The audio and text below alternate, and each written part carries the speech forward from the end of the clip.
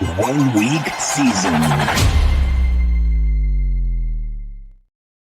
OWS fam, the nation, my dudes and dudettes, we are back for a very special Best Ball Plus sneak peek. That's a fun word. I say very special because we are joined today by the main man himself, Mr. Jordan Tholine, or as we more affectionately know him as JM to win. We will bring him in shortly. I will also be joined today by another primary contributor over at OWS, Mr. Mike Johnson. We will bring them in here shortly. But before we do, I did want to note, yes, this is a sneak peek for the Best Ball Plus subscription over at oneweekseason.com. We have lowered the price to only $49 for the remainder of the off season. What do you get with Best Ball Plus? We have over an hour or 100 hours, I should say, 100 hours of audio training sessions that we have built up throughout the summer. You get access to all of those. You will also get access to underdog rankings, DraftKings rankings, drafters rankings. We also have written stuff that we have put in there as well throughout the off season. So the value add of this product is insane. So I urge you, if you have not checked it out yet, go check out Best Ball Plus at oneweekseason.com. Check it out, poke around, see if you like it for the low price, my friends, of just $49 for the remainder of the off season. With that said, we are also transitioning to the DFS season. So some of the stuff that we're going to talk about today is pertinent to our ramp up time for the DFS season. Once we get JM here, I'm going to give you guys a little sneak peek of what we are doing behind the scenes over at OWS, particularly with the updated and new Inner Circle product. So with that, today, we are going to spend our time going team by team, division by division, looking at all of the quarterback and tight end situations around the league. For those that are in Best Ball Plus, we have already gone through the wide receivers and the running backs to give you guys the most up-to-date intel for drafting best ball and for our ramp up to DFS. So without further ado, Jordan, how are we today, man?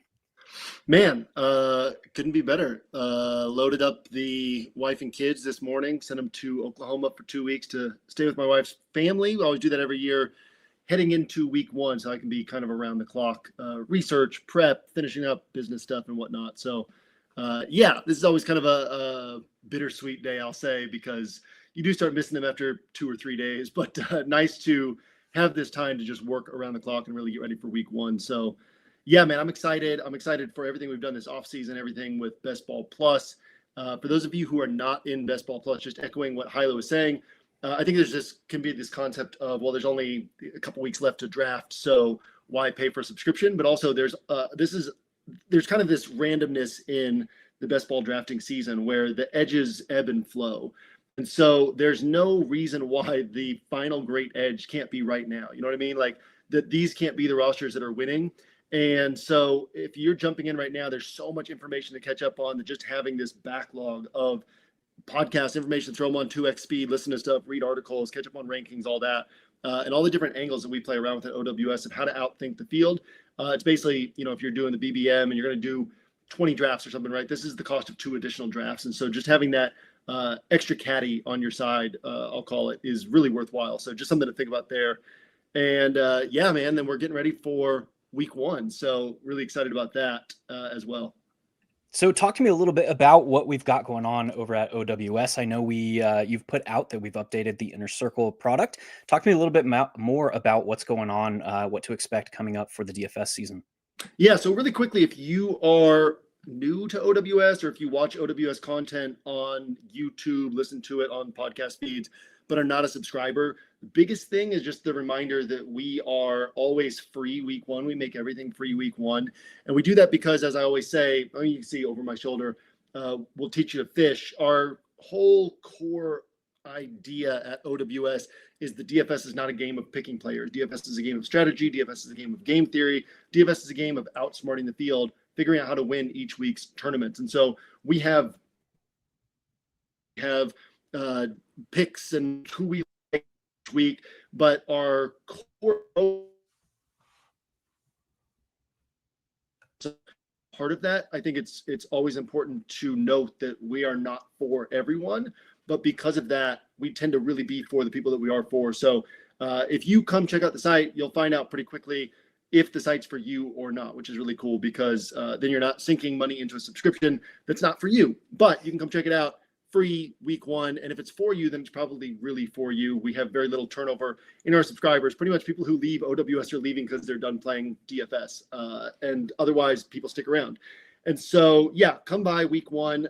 Inner Circle this year, I'm really excited about this. I'm going to have a JM's journal on Discord that it'll still go into the DFS interpretations and the NFL Edge. So if you're an OWS DFS subscriber or just picking up the week pass, you'll see my thoughts on Fridays in the NFL Edge around all the games. But instead of bullet point going through game by game like I've done the last few years, which is really redundant when we already have a full game breakdown right above that from Mike and Hilow and Pappy, and then their thoughts on the DFS landscape for that game, and then my thoughts on the DFS landscape for that game. Instead of doing that, it's going to allow me to really bounce around to the games that are drawing my attention the most, or the spots or the situations that are drawing my attention the most.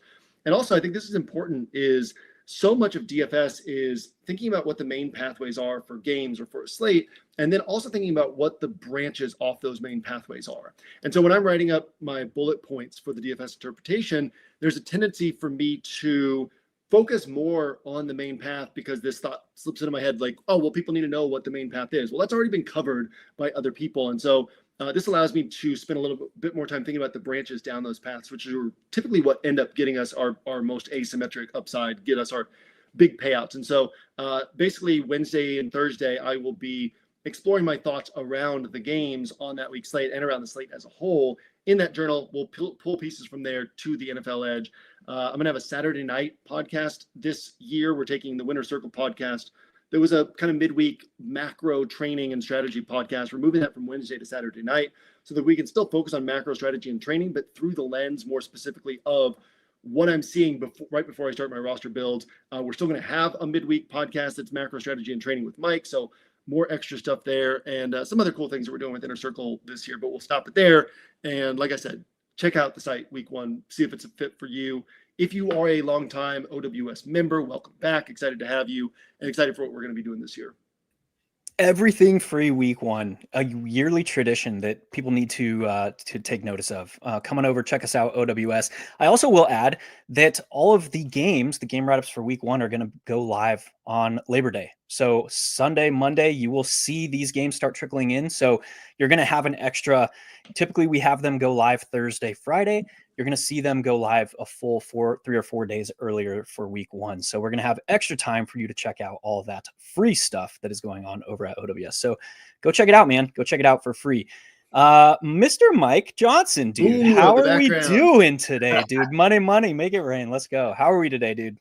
Hey, I'm terrific. A little sleep deprived. The little guy's been fighting a bug the last couple weeks. It's kind of like this Bermuda Triangle for me with kids going back to school, or wife going back to school, kids not there. Now they are, but now one of them's sick. And it's just, if it was easy, everyone would do it. That's right. And I always tell when I coach, that's what we say to our players when they're complaining about too many workouts or too much lifting or whatever. I say, well, if it was easy, everyone would do it. So same thing for DFS and best ball. If it was meant to be easy, anyone could win. Right. And now add on all of the Best Ball Plus stuff that's going on behind the scenes and ramping up for the regular season. And dude, I don't envy you. But with that, we talked about how we went through already the running back position, the wide receiver position. Today, we're going to focus on the quarterback and the tight end positions. We're going to go team by team. I'm going to start with a kind of macro best ball idea, and I'm going to throw it to you first, Mike. My question to you is this. If we look back in the last 5 or so years of best ball, we've seen some abnormally high win rates, advancement rates, however you want to phrase that, for the first tight end off the board. That was typically Travis Kelce. And I think the reason for that was that he was just so far and above, outperforming everybody else at the position.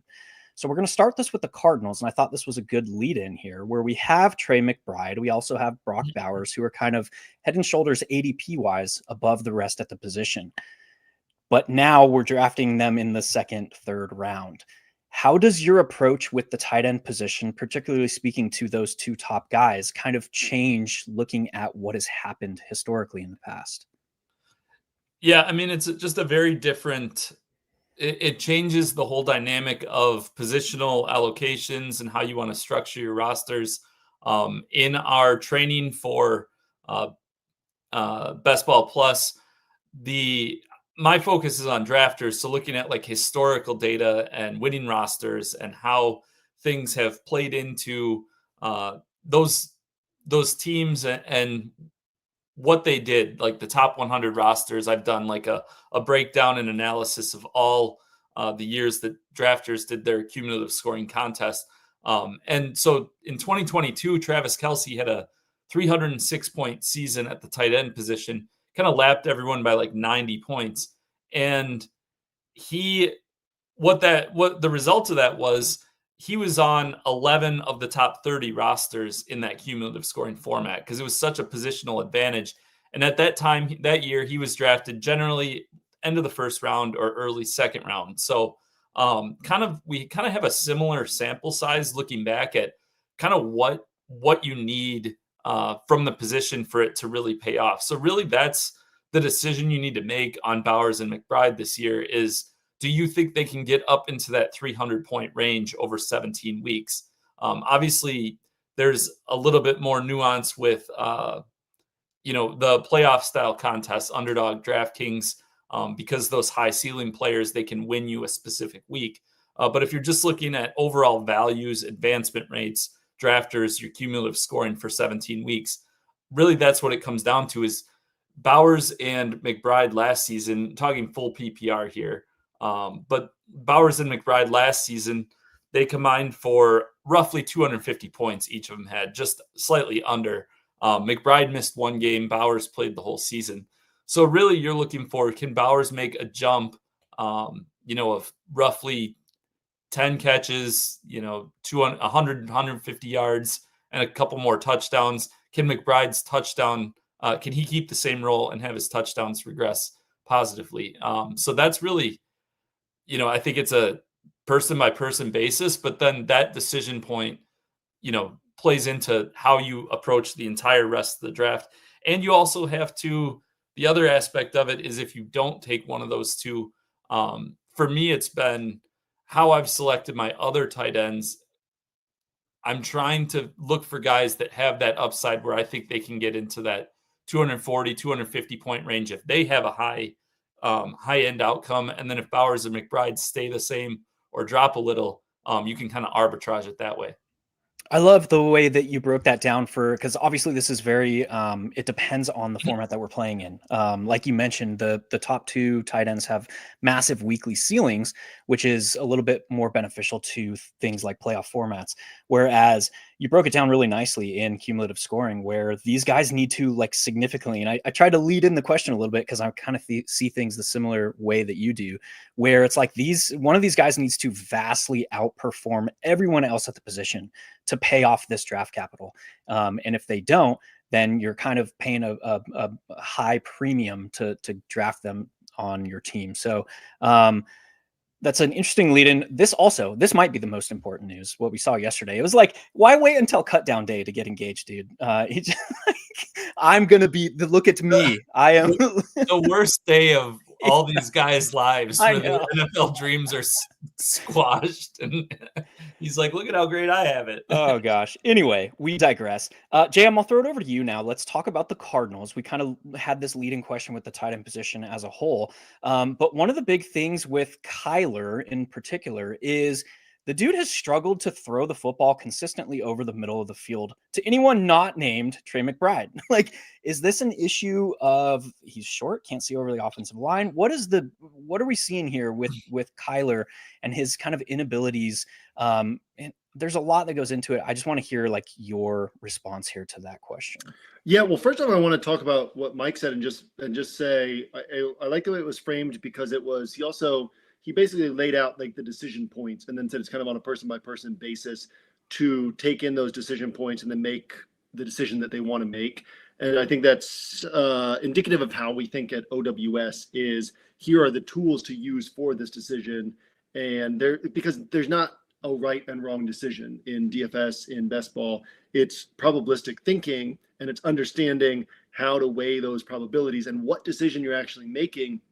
And the more we move out of that black and white of like, hey, if this guy has a big season, I'm a genius. If this guy has a bad season, I'm an idiot, over to what was the range of outcomes here? What was the information we were working with, and what was the actual decision we were making?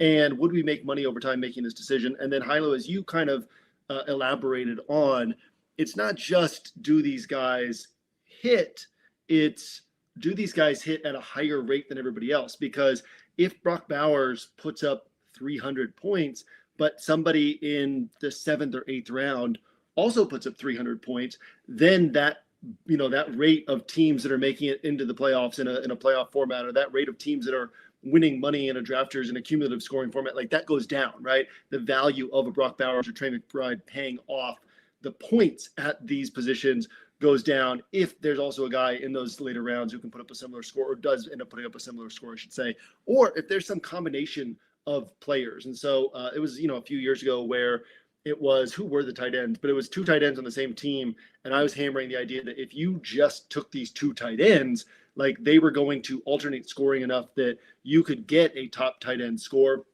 Or if you just end up with the right combination of like kind of higher tier tight ends that could end up producing at that level. And so a lot to think through there. As for the Cardinals, we have our nitpicks with this offense and the way that they run things. We have our issues with Kyler Murray. But I try to not overthink things like this too much of, can Kyler throw over the middle of the field? Is Trey McBride the only guy he can throw over the middle of the field to? Like, if yes, then great for us taking Trey McBride. The main thing I see here is they figured out a way to use Trey McBride to where that consistency is going to be there and the upside is going to be there. And one of the things I like about both these guys, Bowers and McBride, is that when you look at the supporting cast, you have, and Kittle jumps into this as well, because we're going to, obviously go through this NFC West and these guys up here at the top, Kittle early in the season with all these injuries and issues with the 49ers wide receiver core, is like, who else are they going to throw to? They're going to have to lean on these guys. And so obviously the Cardinals have Marvin Harrison Jr. probably takes a step forward this year. But behind that, Michael Wilson as the number 2, like there's not a lot to get excited about there. With the Raiders, you brought in Amari Cooper. You've got these young guys who are interesting, Dante Thornton, whatnot. You've got Jacoby Myers, kind of disgruntled, but good player over the middle. But like Brock Bowers is the guy. And so, with both these guys, Trey McBride in particular right now, because that's where we're focused. I just think that the workload's going to be there. And so I think that you can take these points we talked about and say, yeah, these guys are a sharp pick to me, these guys are a sharp pick here at this ADP on a percentage of your rosters. And you build the rest of the roster accounting for, as I always say, once you put a guy on your roster, whether it's best ball or DFS, once you put a guy on that roster, you're placing a bet that this guy has the season you want him to have or has the game you want him to have. So that doesn't mean that on your other, you got 15 Trey McBride rosters. It doesn't mean that your other 135 rosters are assuming that Trey McBride has a huge season, but those 15 rosters with Trey McBride, you've drafted him. Now you build the rest of that roster, assuming he has that big season. You're not taking another tight end in the 7th round or 8th round saying, well, if Trey McBride gets hurt or if he regresses, like you're trying to win a tournament, you're trying to get that top end outcome. Now you've taken Trey McBride. Now you're saying he stays healthy all year. He positively regresses with the touchdowns. He has the same role. He has the usage, the yards, the catches, and you build the rest of the roster accordingly.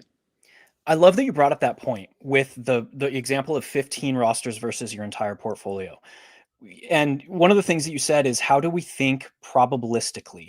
I spent an entire session this offseason talking about probabilistic processing, which humans are just very bad at looking at something statistically based. We understand things better in black and white, in ones and zeros, binary outcomes. It's very hard for humans to process this like range of outcomes or statistics. You look at like the history of math, like statistics really didn't come into play until 150 years ago. You look at the rest of the history of math, it's like, wow, we're just very bad at like visualizing those things. So that is a giant plug for what we do at OWS, which is we want to train you to be this able to process probability, be able to look at things in ranges of outcomes and maximize our expected value by doing that. So I love that you brought that up. Mike, I'll throw it over to you. We've been talking all last season in DFS streets about how Drew Petzing's run game and his scheme is outstanding and his pass game scheme is very vanilla. It's like, hey, go beat this guy one-on-one. And we've seen videos in camp of like Marvin Harrison Jr. like going up and beating a guy in one-on-one coverage. We're like, oh God, not this again. Does that do anything to boost your expectation for Trey McBride if we see an offense very similar to what we saw last year? No, I mean, I'm pretty high on Trey McBride. I think he's just there's a lot of in the last. I was listening this morning to you guys, the running back one that I wasn't able to be there for, but and talking you made a comment about how volume is so predictive at the running back position, and at wide receiver and tight end, there's a lot more big play type stuff that comes into play. Just because the passing game, just the nature of it, there's not as much volume, but like his volume was just so insane. I mean, it's up there. I don't have the target counts at my fingertips, but he's near the top of the league, regardless of position in terms of targets. And I don't think like there's a lot of things that you could say maybe didn't work well for the Cardinals last year, but I don't think how they utilized Trey McBride would be on that list. So like, I don't expect that to change in any way. I talked a little bit about Marvin Harrison on the wide receiver episode. I think he could, I think there's a path to like Marvin Harrison ascending a little bit and becoming kind of the player closer to the player that they thought they drafted. And that actually having a very positive impact on Trey McBride's touchdowns. You think about how many missed connections Harrison had. They were trying to throw those like end zone routes to him, especially early in the year, and it seemed like they never connected. So many and fades. Then you looked at the expected fantasy points afterwards, and it's like, well, Marvin Harrison was supposed to score 40 points this week, but he only had 8. What happened? But exaggerating there. But regardless, where I'm going with this is I think there's a path actually to McBride kind of getting freed up a little bit if they can figure out some of those other warts, for lack of a better term. Yeah, I love it, man. We'll finish it off with Kyler. Quick discussion. We've already spent a lot of time on the Cardinals here, but Kyler got back above 500 yards on the ground last season, but reports came out this offseason that's like, yeah, I don't like running.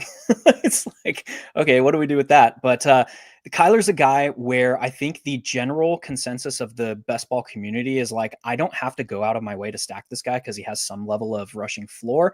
I would argue the exact opposite. If he is going to hit ceiling, he's going to have to hit 32, 35 passing scores. And I want that stacked with either Marvin Harrison Jr. and or Trey McBride. Any additional thoughts on the Cardinals before we move it along, gents? Yeah, I'll just say I agree with you on Kyler. Like we go back, there was that stretch where Scott Barrett was always on top of this. It was like his like number of 30-point games on DraftKings scoring compared to like a percentage of his games that had produced 30 plus points was higher than any quarterback in NFL history. And then he came back one season, and we talked about this several years ago. But we talked about this all the time. Like running quarterbacks eventually try to graduate out of just being a running quarterback. They have to become a pocket passer in order to have longevity in the league because of the way the injuries can pile up and the fact that eventually you're going to have to win games by being more than just an athlete. And so we see guys like Josh Allen, Lamar Jackson become among the best passers in the NFL, but still keep that running threat as a big part of their attack. And then we've seen guys, Russell Wilson, Dak Prescott, Kyler Murray, who kind of just stop running unless a run play is called or they're forced to run. And Kyler very much fell into that and has not been a spiked week contributor since then. And so I think that even though he's a mobile quarterback and he's athletic, he's fast, we have to view him as a pocket passer who adds some rushing upside as opposed to viewing him as a running quarterback. And so I agree with you there that getting him, paired with somebody is the way to go. And, if you can get that Trey McBride, Kyler Murray stack, then obviously that's a really nice setup there. Beautiful. Before we continue, we have a question here. How much do you value? Oh, sorry. Do you want to jump in there, dude? I just wanted to say the way I've been approaching it actually is if I take McBride, I rarely end up taking Kyler. I don't really make it a priority. My approach is basically, I think McBride's going to get what he gets. I think his role is it's so clear and it's so concrete. I've made it a priority more so when I take Marvin Harrison Jr., when he falls to me, when I take him in the mid-third, then I make Kyler a priority there, because my thought process is we know what we're getting from McBride. If Harrison hits, that's when Kyler's really going to take off. And Harrison might be more of, like we saw, was it the Rams game? He had that massive game early last season. Yeah, I was at that game. Oh yeah, that's right. Yeah. You were texting us photos. But so that's, it's kind of a flat tier of quarterback, I feel like, in those mid rounds, which we'll talk about. So like, I generally don't like try to force many things, but that is one of the, when I take Harrison on the, like we talked about percentage of rosters, I probably got him on like 13-14% of rosters. On those specific rosters, those are the ones where I'm looking at Kyler. Beautiful. I love it. Let's get into this question real quick. It's a doozy. I'm not gonna be able to answer this entirely, but how much do you value Week 17 bringbacks in BBM? So again, a playoff style format with only 539 seats. I think they're overrated. Maybe plus EV to fade. The short answer that I'm going to give you, the full answer is on these training sessions that we alluded to in the Best Ball Plus product. I did a lot of work this off season digging into exactly this, like how much do correlated bringbacks matter? Also pertinent for DFS, but we'll leave that for another day. The short answer is yes, I do believe that these are extremely overrated. The data kind of speaks for itself. That said, it kind of comes down to how this game that we're playing is a game of manipulating variance. It's not about knowing football. It's not about all this other stuff that we talked about. It's a tool that we use. Team stacks, game stacks, correlated bringbacks is a tool that we use to manipulate variance. So if you want the full answer, I got to pass you off to go check out Best Ball Plus. Let us continue. Let's move over. That was a lot of time on the Cardinals. I promise not all these teams are going to take that long, but let's go over to the Rams. We obviously know that they still have Colby Parkinson, Tyler Higbee as holdovers. They drafted Terrence Ferguson in the second round, and this stuff with Matthew Stafford and his back. I'll go back to you, Mike, real quick to talk through Stafford. How are you kind of handling these primary pass catchers attached to a quarterback that has some back issues going on? Yeah, I mean, I think that the Rams see themselves as a Super Bowl contender, as they should. I think Stafford's been in the league forever. He is as smart as basically any quarterback in the league. I'm not super worried about him being sharp or being ready to play or anything like that. I mean, I think the concern comes for best ball is if the Rams season takes a turn, not the direction they're hoping. If they end up at a point where they're 4-7 or something, and Stafford's back is just killing him, do they shut him down at some point? And especially for those playoff style contests, I think that becomes a pretty big concern, depending on how you're building your roster for him, and potentially for Puka and Adams, who I think they'll get a lot of targets regardless, but how efficient are those targets going to be? Part of what makes them so appealing is Matthew Stafford has always been a kingmaker for wide receivers throughout his career. So I think Jimmy Garoppolo could be probably okay for a 2 or 3 week sample as the starting quarterback. But anything longer than that, I'd be pretty worried. But I think the market, the ADPs have kind of already adjusted to that. JM, how are you seeing this team? Do you make anything of Terrence Ferguson's addition here?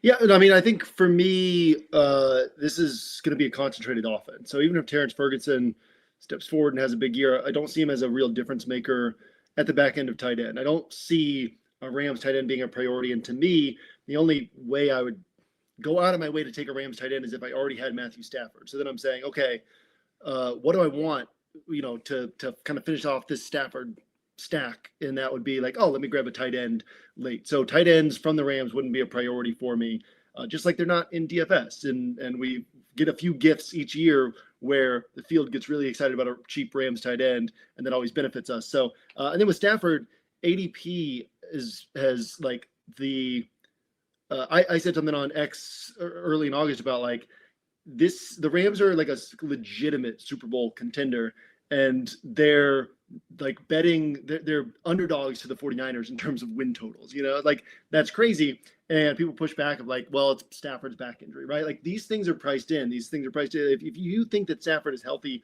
all year, then he's being underdrafted at QB 26, 27. So that's really the risk that you take. So then the question, then the way you approach it is you say, well, on this roster, I did a draft with Pete Overzet on Monday, and we ended up getting Puka Nacua and then Devontae Adams and Kyron Williams, all on the same roster. Then it's okay, well, let's take Matthew Stafford, because now on this roster, we're saying Matthew Stafford stays healthy all year. I will throw out there, we know analytically it's easier to score touchdowns on the ground close to the end zone than through the air. The Rams lean into that. They score a lot more rushing touchdowns up close than they're going to get passing touchdowns. And so Puka and Devontae in such a concentrated offense can both hit for a lot of touchdowns without Stafford being one of the top touchdown scorers in the NFL. And so to me, Stafford doesn't stand out to me as a guy I'm prioritizing even at QB 26, because there are just so many different ways that you can go once you get past those top, the top handful of quarterbacks, that he's not a guy I'm prioritizing, but he's a guy I'm very happy to take at ADP if I'm getting some of his partners earlier in the draft, is kind of my full breakdown there of quarterback, tight end on this Rams offense. Yeah, I'm with you. I'm with both of you gents. Stafford is an easier click now that he is priced at quarterback 26. I mean, for the last 2-3 weeks, he's been chilling around guys that might not start the entire year. So if he remains healthy, that's a clear value. I found myself clicking his name as a tidy quarterback 3 on rosters where I had a Puka or Devontae Adams already. Let's go over to the Seahawks. Obviously, lots of change here with the Seahawks. They bring in Sam Darnold, and they bring in a new offensive coordinator in Clint Kubiak. We also have a lot of change at the tight end position. AJ Barner, typically prototypical kind of blocking tight end, but now might be asked to kind of take on a heavier pass catching role. But they also go and they draft a rookie in the second round oh my God, what am I looking at? I'm looking at the wrong team. When did they draft him? Yeah, the second round. Okay, Elijah Arroyo in the second round. A lot of moving pieces here. What do we make of this team, particularly speaking to the quarterbacks and tight ends here, JM? Yeah, this is another one where tight end, it's if I've got the quarterback that I'm happy to roll that all together. And that's a lot of the, in DFS and best ball, a lot of time, there's the clear top tier of tight ends, and then there's the next group of guys that you would go out of your way to target. And then beyond that, a lot of times it's these, the value comes from, hey, maybe this guy gets a 2-touchdown game. When his quarterback has a 4-touchdown game, you're getting all those points. And so I'm not going out of my way for Arroyo. Happy for anybody who is. I don't think that's a bad play, but that's not how I would look at it myself. I do think that Sam Darnold is being fundamentally underdrafted, right? People are kind of looking at this Cinderella season or whatever, but we know what Clint Kubiak is capable of. Obviously, they're going to run the ball more. Mike McDonald wants to play through the defense, play through the run game. But we also know that Clint Kubiak's offense, like a Shanahan offense, is all designed to play off the run game to hit big plays. And so when we're talking about where you can get Sam Darnold and the barbell distribution, I know a lot of people are excited about Jalen Milroe. He's such an athlete. There's a reason he was drafted so low. He's not ready to step in. It's not like Sam Darnold's going to mess up early in the season. They're going to put Jalen Milroe in there. That would be very surprising to me. And so I see Sam Darnold as a guy who you're not taking as your QB1, and he can provide 4 or 5 starting weeks for you throughout the year, because he can have some of these big games where he's hitting big plays. I really like JSN on that offense. I really like his weaponry there. And so, I think that Sam Darnold is kind of being underdrafted, and happy to take him where he's being drafted, especially if I'm able to pair him with one of his wideouts from earlier in the draft. And I think something also with Sam Darnold that not a lot of people have spoken to this offseason is he is coming from a team where he had a quarterbacks guru head coach. Kevin O'Connell is probably a big reason why he had that turnover in his career, that turnaround in his career. So is he just fundamentally a better quarterback now? I think the odds are probably much closer to yes than they are no there. Mike, do you have anything to add for these Seahawks with the multitude of changes they have at these two positions? I'm pretty high on Elijah Arroyo. I think if he hadn't had his injury stuff last year and in college, I think he's probably a borderline. He's probably a late first round selection in the NFL draft. So from a talent perspective and just kind of what else is there after Kupp and JSN in the pass game, I like the late shots on him, the 19th, 20th round shots. To the point when we were talking about McBride and JM was talking about if McBride it's not just if McBride or Bowers have a big season, it's how do other guys do relative to them. And I think Arroyo's a guy where it wouldn't shock if he's like that third pass catcher or even second, like Cup's up there in age. Wouldn't shock me if Arroyo, his talent, like Kubiak throughout the season, finds ways to get him involved and be an integral part of the offense. And then I agree, Darnold's really undervalued. I think like Jalen Milroe is like fun to think about because he has all these tools, and it's like, wow, he gets on the field for fantasy, that would be awesome. But like he started and played the entire last preseason game against the Packers. And I wasn't really watching it. And then I obviously live in Wisconsin, and we were somewhere with someone and looked, and the game was on, and it's the fourth quarter, and it's like 20-0. So like, you know, he led an NFL offense against backups. Obviously he's playing with backups too, but still, if he's this talent that's going to threaten Darnold's job, I would expect him to be putting up more than 0 points through 3 quarters. So from that lens, I think Darnold is like a pretty solid veteran guy, probably very similar to Stafford, but without the back concerns. Frankly, if something were to happen to Darnold in the first month or 2 of the season and he were to miss a couple weeks or something, I actually think they might start Locke over Milroe just from a team perspective.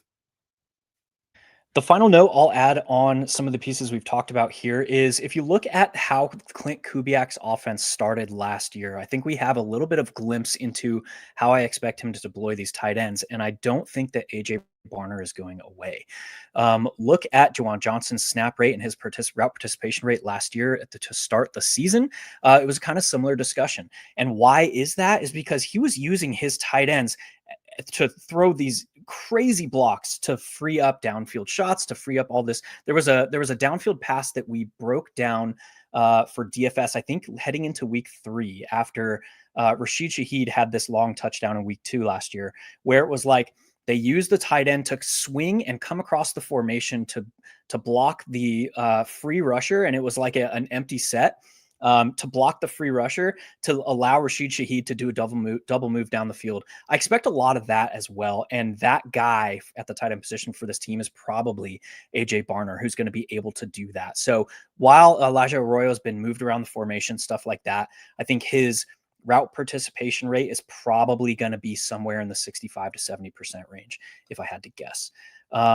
Let's move over to San Francisco. Now we're talking about the tight end 3 by ADP, the tight end 1 by fantasy points per game in 2024, Mr. George Kittle. And obviously we got Brock Purdy holdover. This wide receiver group, this backfield minus CMC, has been put through the offseason ringer effectively. Injuries all over the place. JM, how are you seeing the early season upside for George Kittle, who we typically regard as this like boomer bust? He's the most complete tight end in the league. He's doing all the dirty stuff. Do we see his route participation rate? Do we see those spike weeks? Do we see the volume increase early in the season? Well, I think, you got to look at this team holistically. The defense is obviously going to take a step forward with Robert Saleh coming, but they're also in this rollover of like, okay, the old guard's going out, we're kind of developing for the future. And you can honestly say the 49ers are in a transition year. It doesn't mean that they can't compete for a playoff spot. It doesn't mean that they can't catch fire and compete for a Super Bowl because of the pieces that they have. But you do have a spot where they could need to score more points than they needed to in the past. Obviously, they're always willing to score 30 plus, even if their defense is playing well. And then we've got a guy in Kittle who we have for ages. It's like the funnel in the decision-making funnel in DFS is, are one of the main wide receivers injured? If that box is checked yes, then we move down to, okay, Kittle becomes a value this week or a good play this week because he is one of the best blockers in the NFL. So he's very valuable to this team as a blocker. And if all their pass catchers are healthy, well, yeah, we'd love to use Kittle in the pass game, but also we'd love to use him blocking. But with Debo out of town, with Ayuk out for the early part of the season and maybe longer, with all these issues, Juwan Jennings got the calf and the contract, and so yeah, it's to me, Kittle, there's a broader range of outcomes here because we could roll into like week 6 and they've got a fully healthy wide receiver core and Ricky Pearsall is playing well. And all of a sudden Kittle's being, and CMC's back so they can use him in the pass game and they're more focused on the run. And Kittle is somebody who you're like, man, I wish I could have gotten him in the 5th or 6th round.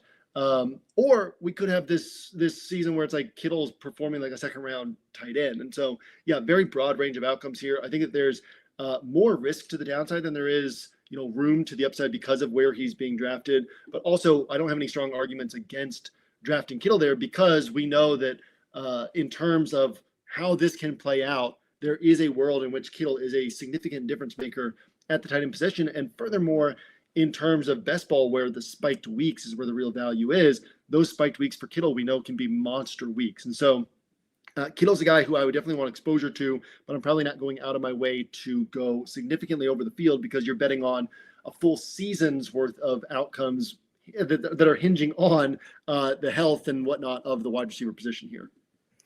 I try to load that question up for a specific reason. If we look over the last 2 or 3 years in San Francisco, it was like, okay, they have 4 primary skill position players. Like it was Brandon Ayuk, it was Kittle, it was Debo, and CMC. It was like, okay, well, we know that they can use all these 4 guys, and that typically they spread the volume around. But those weeks where it was like, is one of those guys out? Then we found ourselves saying like, okay, in DFS, like at least one San Francisco 49er is probably a plus EV bet to make. That's kind of what we have to start the season here, where Juwan Jennings is still, we don't know what's going on with his calf/contract. Ricky Pearsall missed the early portions of camp, but came back and has looked really good. CMC is reportedly like back to his 2023 levels as far as health, and then George Kittle. So definite spike week potential here, definite potential for increased volume for these primary guys that are left over. Mikey, how does that make you feel, that whole discussion about Brock Purdy at ADP? Kind of similar to what I talked about with Kyler. Just I think there's just such a flat tier of quarterbacks once you get into that, like, what would it be, like 8th to 11th round range. And so again, to JM's point earlier, when you're building a roster, you're thinking through, what do the picks that I'm making, what do they say about this specific roster? So, Purdy, he's not like a priority, like I'm chasing him. I've got to get him, even when I get certain players, because like Kittle's a guy who a lot of times, I made the Marvin Harrison to Kyler Murray comparison before, or how I try to, when I get one, I really try to correlate the other one. But like, when you think about like Kittle and Purdy, like if Kittle really smashes and has that elite season, now he's been a top 5 tight end 5 of the last 6 years. So like he's consistently up there. But if he really smashes and he beats Bowers and McBride and stays healthy all season, the path to that is probably Purdy's, the rest of his pass catchers are banged up and his outlook obviously gets diminished a little bit. So I don't know that Purdy's, I think he's appropriately priced. I don't know that his upside necessarily correlates with all of his pass catchers, because they're kind of inversely correlated on other guys missing time. The final note I'll note here is I much prefer Purdy in playoff style formats as opposed to cumulative scoring, because if we look at the San Francisco 49ers playoff schedule, they do have a very, very plus fantasy playoff schedule. So Brock Purdy definitely gets a little bit bump to me in playoff style formats. Let's go over to the Giants. We shouldn't need to spend too much time here. Theo Johnson might be undervalued based on his expected role here. And then they bring in Russ Wilson. This is a very interesting quarterbacks room. Russ Wilson, Jameis Winston, and Jackson Dart, who looked the part in preseason. JM, do you think that Russ starts the whole season? You think we might see, assuming health, or do you think we might see Jackson Dart at some point this year? Well, I mean, Joe Shane and Brian Dable are obviously on the hot seat, in part because of how much success they had their first season, which they, a team that was expected to win, 4 or 5 games and ends up going to the playoffs. And so the expectations were sky high the next year. No, I mean, you've got one of the lowest win totals in the NFL, really outrageously difficult schedule.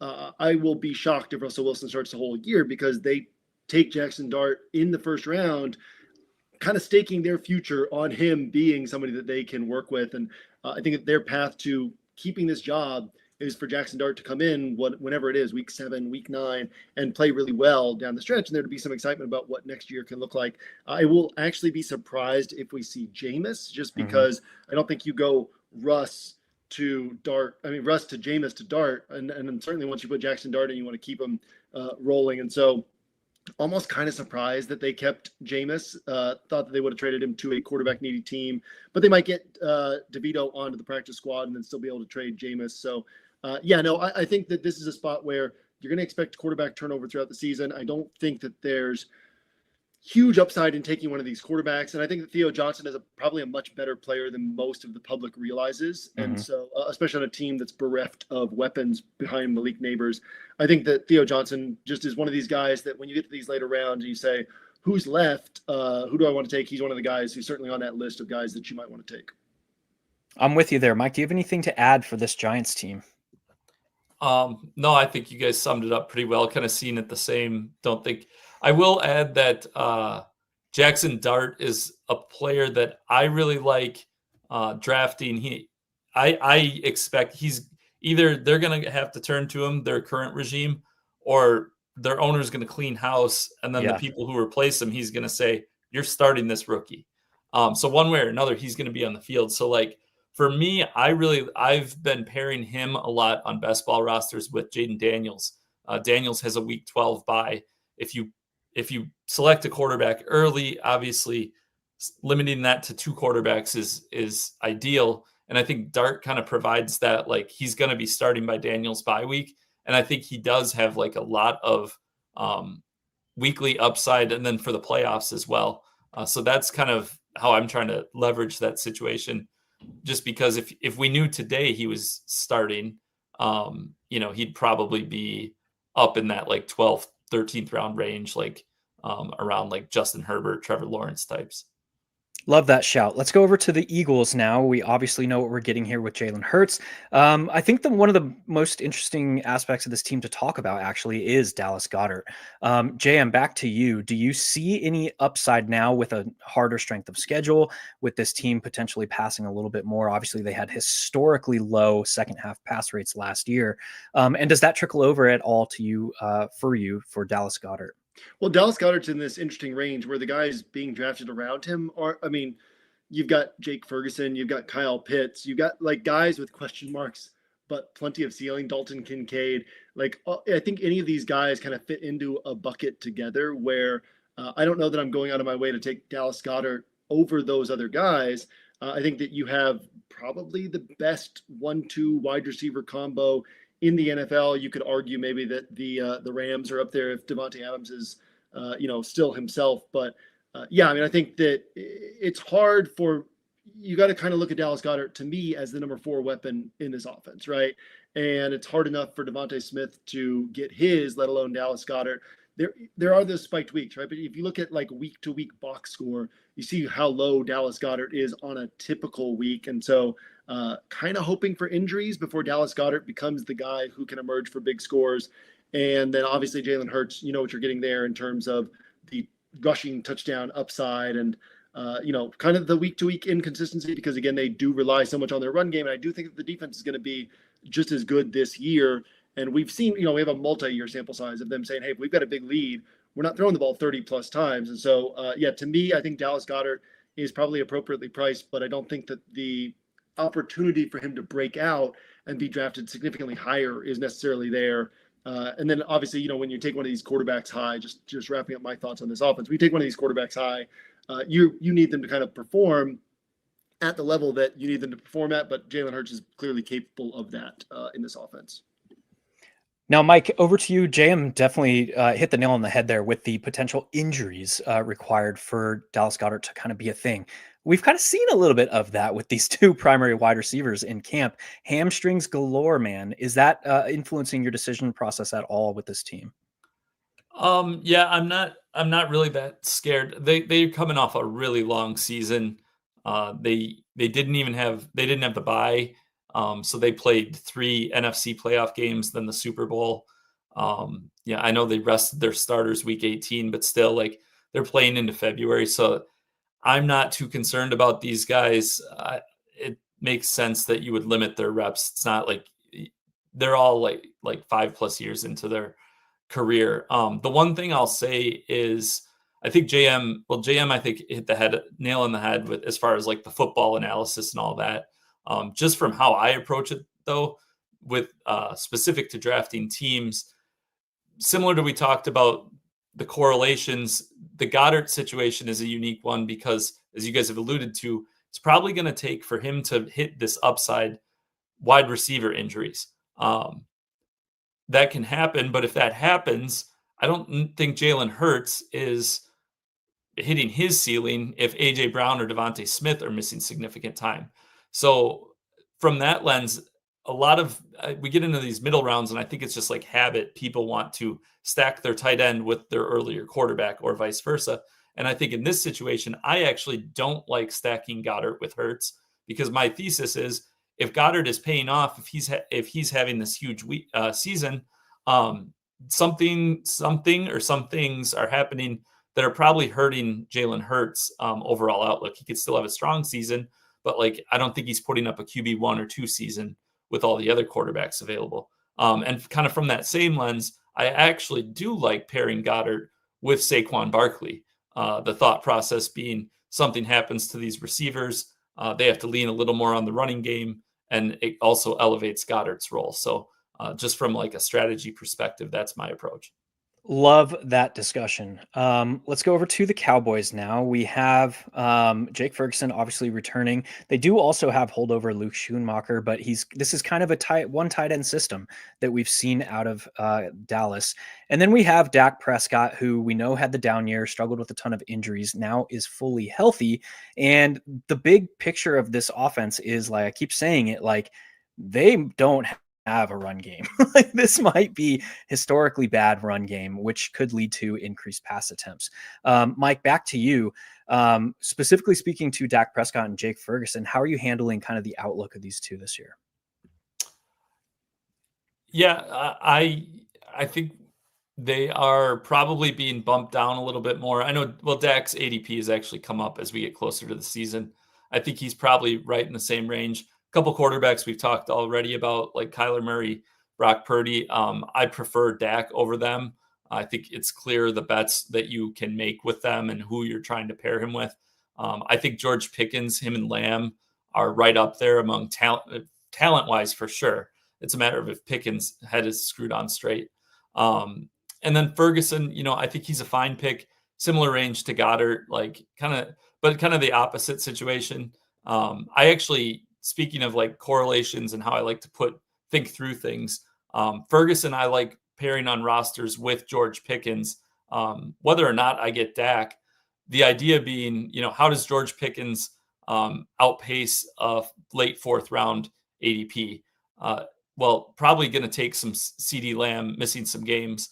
CeeDee Lamb misses some games. That also is going to skyrocket Ferguson's target rate. And then from the same idea that we talked about with Goddard, that would, in theory, CeeDee Lamb being on the shelf isn't going to help Dak. So just from a strategy lens, that's kind of how I've been handling them. JM, over to you. How are you seeing this Cowboys team? Yeah, first I want to say I just love this like second and third layer thinking that Mike's hitting on here, where it's not just about the players, but it's about how these players would outperform ADP. And I think it's one of the most critical things that we can bring to our rosters in DFS and best ball is thinking through not just can this guy succeed, but how can he succeed? And I think that's probably the most critical component here. I think that there's such a broad range of outcomes because we know Brian Schottenheimer would prefer to take his, like, what's actually a good creative run scheme and build off of that.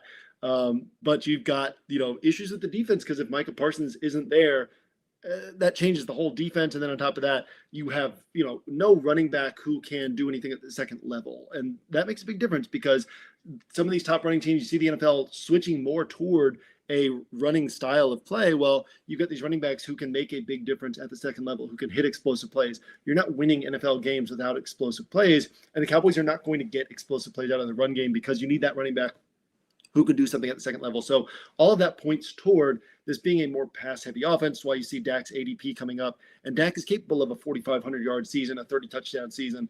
And if that happens, I think Ferguson's being appropriately drafted. And then the question becomes, how do you construct your Ferguson rosters to account for a way in which Ferguson actually ends up smashing that ADP? And I like what Mike said there, kind of account for like maybe CeeDee Lamb gets injured and that's how Ferguson ends up smashing his ADP. The other way is just touchdown variance. He ends up with a bunch of touchdowns. So he's perfectly fine to take there on other structures of rosters. But yeah, I like that thought that Mike went through there. And I think, both these guys have upside. I'm kind of viewing this team as like just looking at from a holistic approach and saying like, yeah, the upside case is probably not if any of their primary skill position players miss. The upside case for this offense is just they're like Micah Parsons isn't back or misses the first 4 games or whatever with their contract situation. And they are just they can't run the ball and they are just forced to air it out 35 plus pass attempts every single game.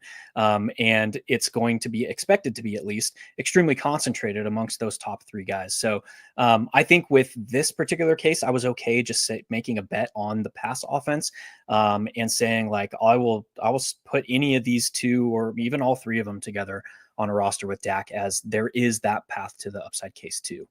Let's go over to the Commanders now. We kind of know what we're getting here with Jaden Daniels after that really impressive rookie season that I was completely off on. I was a big doubter of Cliff Kingsbury. I freaking missed last year on this. That is what it is. But now we kind of know what to expect. They also add Deebo Samuel, and I think that does influence the way that the tight ends are going to be rolled into this offense. Would you rather have, set up a screen to Zach Ertz or Deebo Samuel? I think the answer there is clearly Deebo Samuel. But we also have Ben Sinnott kind of waiting in the weeds, former 2nd round pick from last year. JM, do you think Ben Sinnott gets involved at all, or do you think this is another potential upside case for Zach Ertz here? Yeah, upside case for Zach Ertz. Yeah, right. I know. So yeah, tongue in cheek.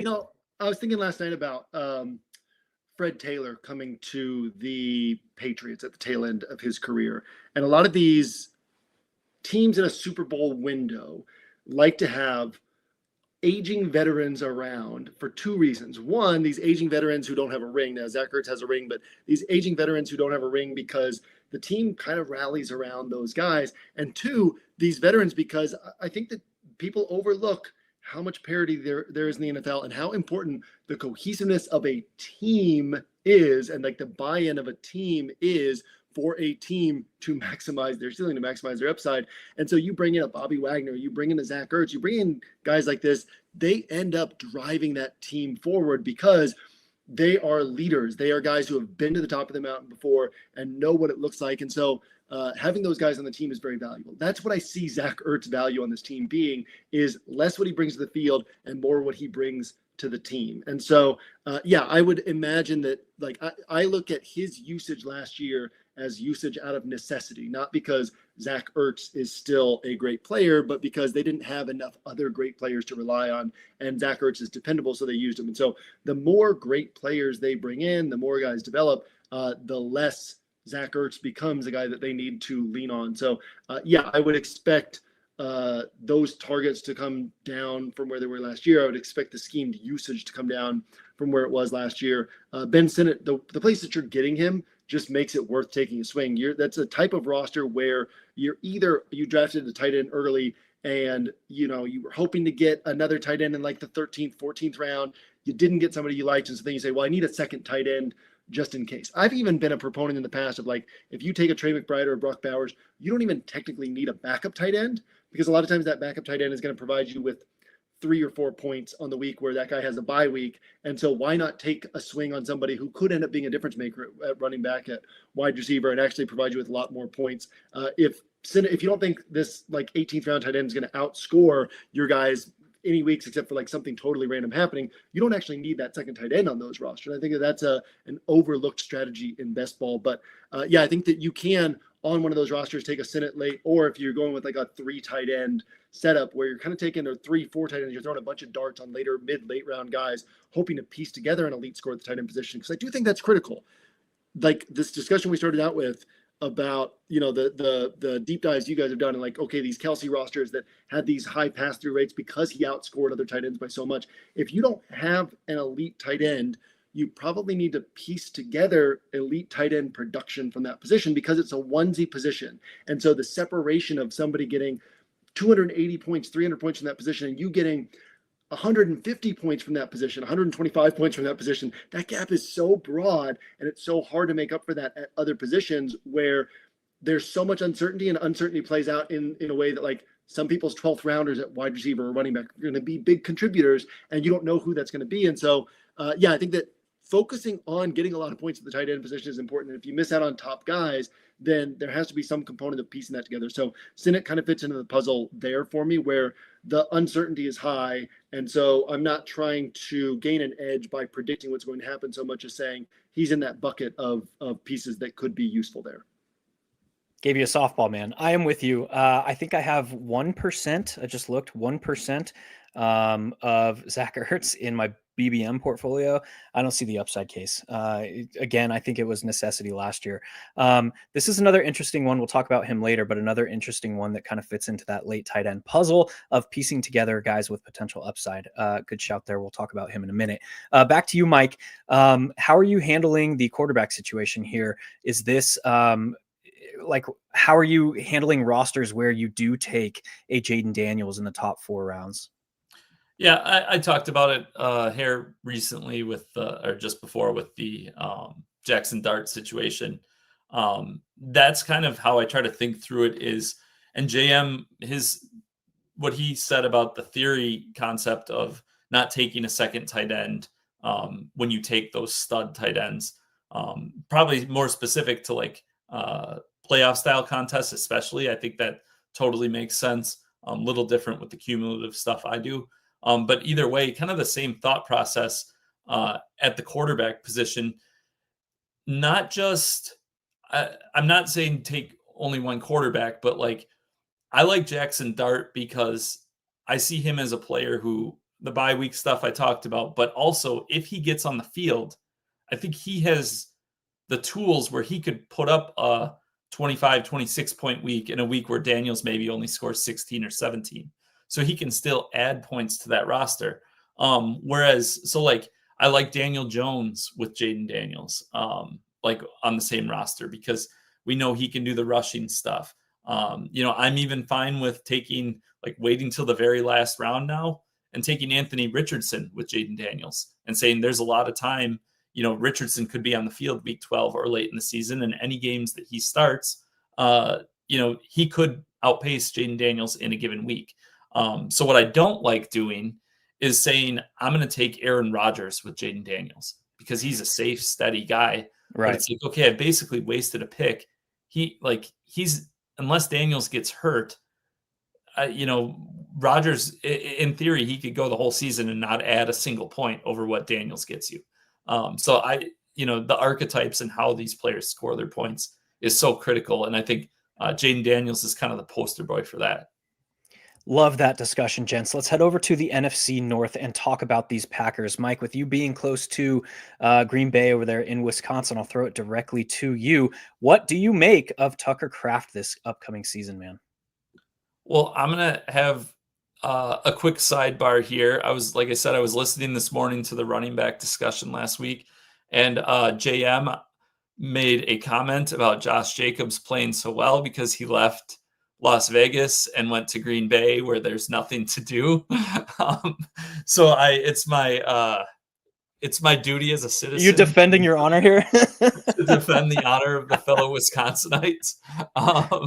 But there's probably a lot of truth to that. I don't know. There's a lot to do in Green Bay, but I think there's less potential for trouble than there is. Fewer distractions. Sure. Put it that way. And I know that distractions. LaFleur is like the only head coach in the NFL who ends practice at 3:30 because he's like, what are these guys going to do? Like, they're going to go home and study. They're going to keep preparing after this season. Yeah. That's what they get up to. Tend to the cows, man. I just happened to hear it this morning. I'm like, I got to bring that up when the time comes. So perfect time.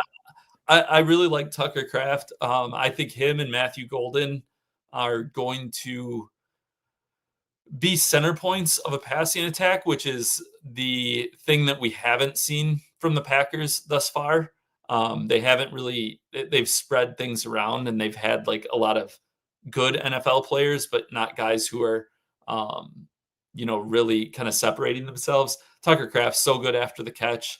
Some people have compared him like as a poor man's George Kittle, which is pretty strong words.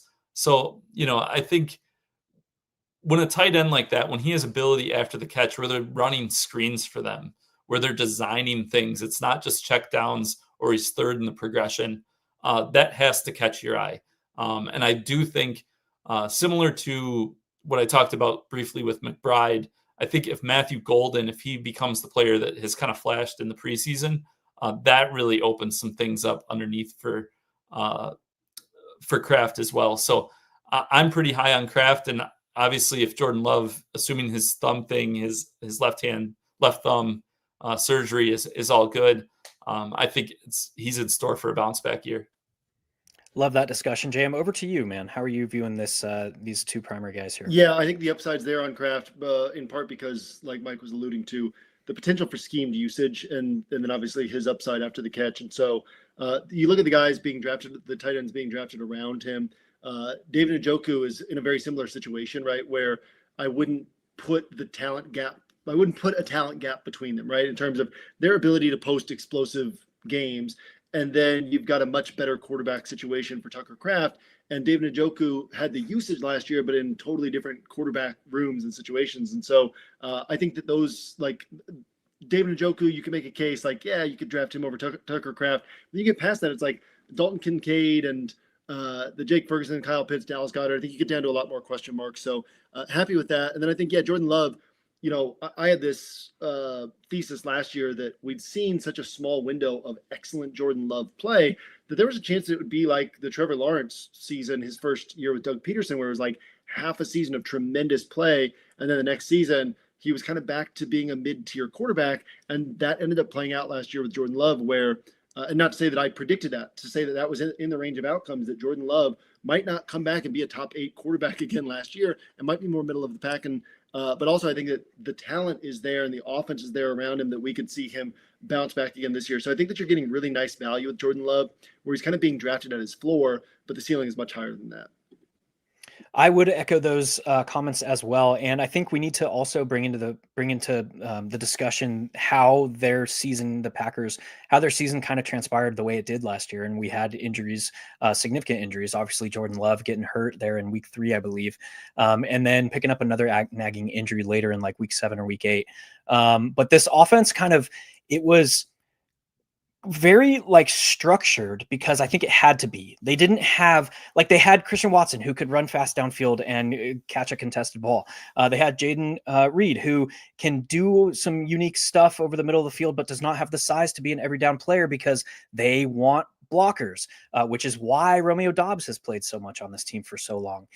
They want guys who can do kind of everything. So to me, is like they go out, they draft Matthew Golden in the first round. Is this the first time that they actually have a well-rounded, complete wide receiver that can do multiple things for LaFleur and open up this offense? And I think the answer is more likely to be yes than no. And I think that benefits Jordan Love. I think that benefits Tucker Kraft, as we talked about. And I think it just benefits this offense as a whole. Being able to get a guy that can go out and do everything that they require out of these wide receivers on the football field. Any comments to that before we continue here, gents? All right, let's go over to the Bears now. Man, after that season that Caleb Williams had, are we expecting any bounce back here? We know they have a lot of moving pieces here. I'll throw it back to you, JM. What do you make of all the moving pieces for this offense heading into 2025? Yeah, so I think that you see like Jared Goff at QB 15 and Caleb Williams at QB 14. I almost feel like we're drafting Caleb Williams not at his ceiling, but like at maybe his 70th percentile outcome. And so there's this interesting thing where you've got this marriage of different styles. I was down on Caleb Williams heading into last season because the NFL is not about arm talent. If the NFL were about arm talent, Tom Brady wouldn't be considered the greatest quarterback of all time.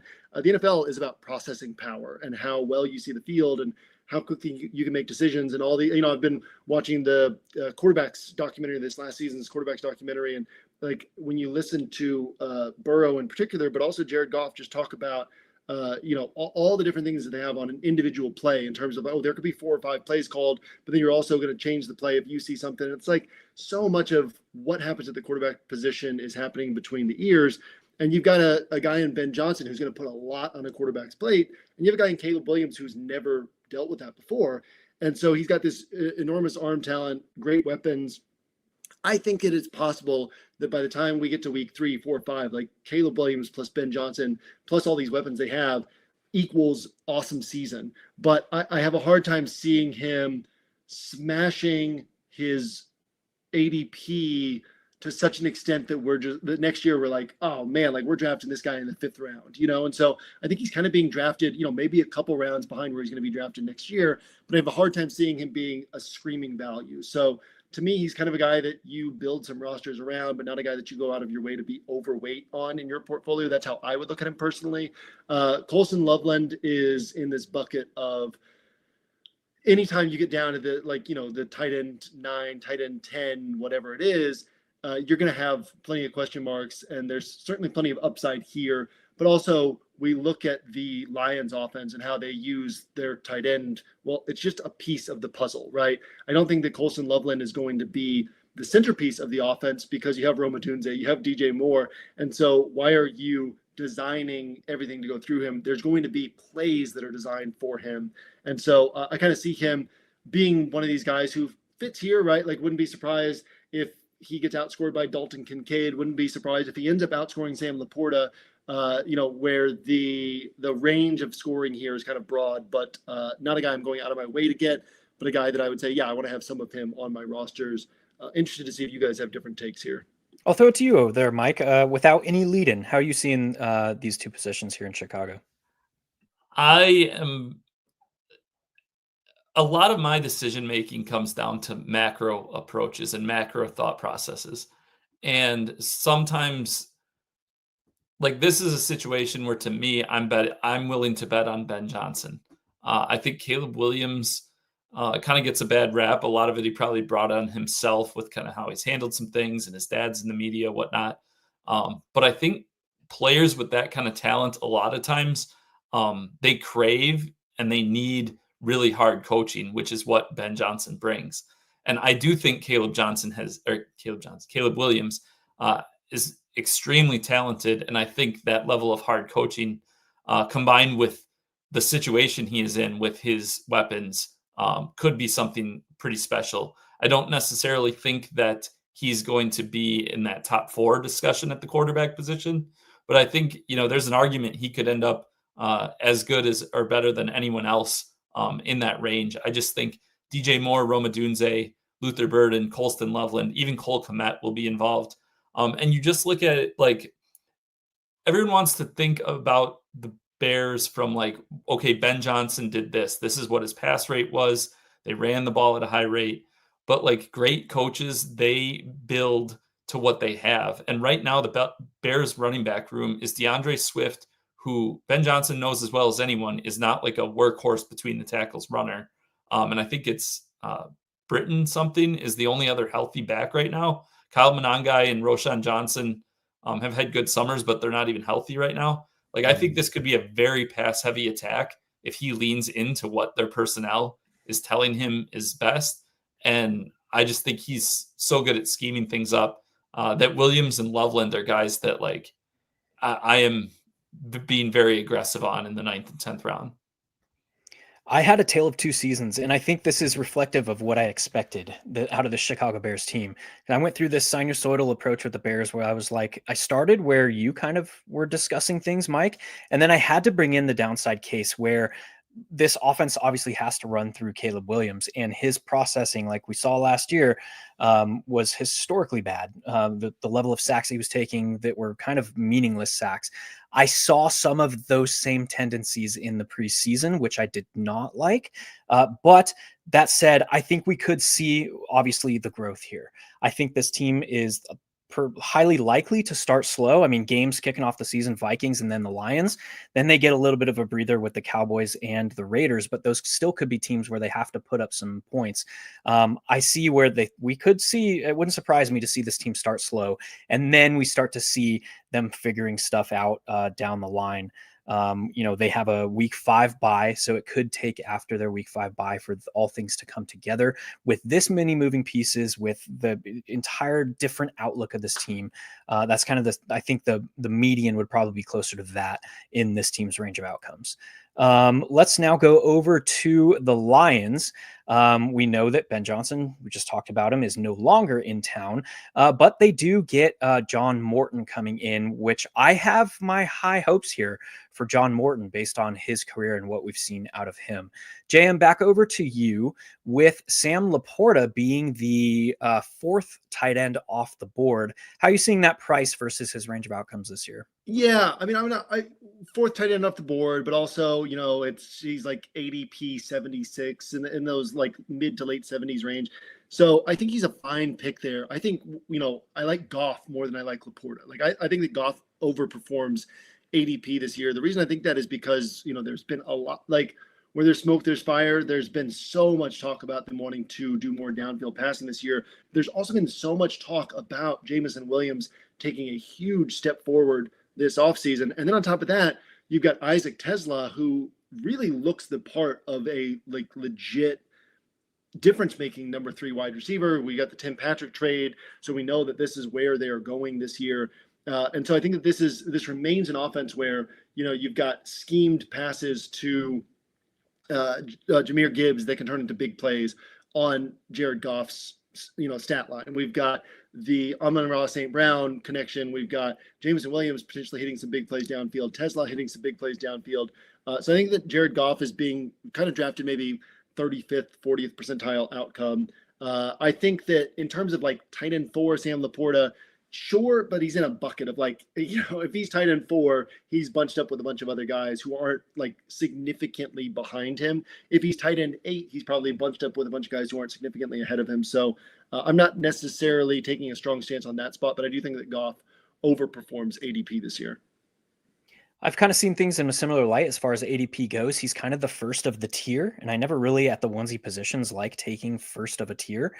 So I have lower of Sam Laporta than I probably would otherwise, just based raw on his ADP, because it's a fine, like his median is probably somewhere around there. Mike, how are you seeing Sam Laporta this season as he pertains to the overall upside here with Jared Goff? Yeah, I think concur with a lot of things that have already been said.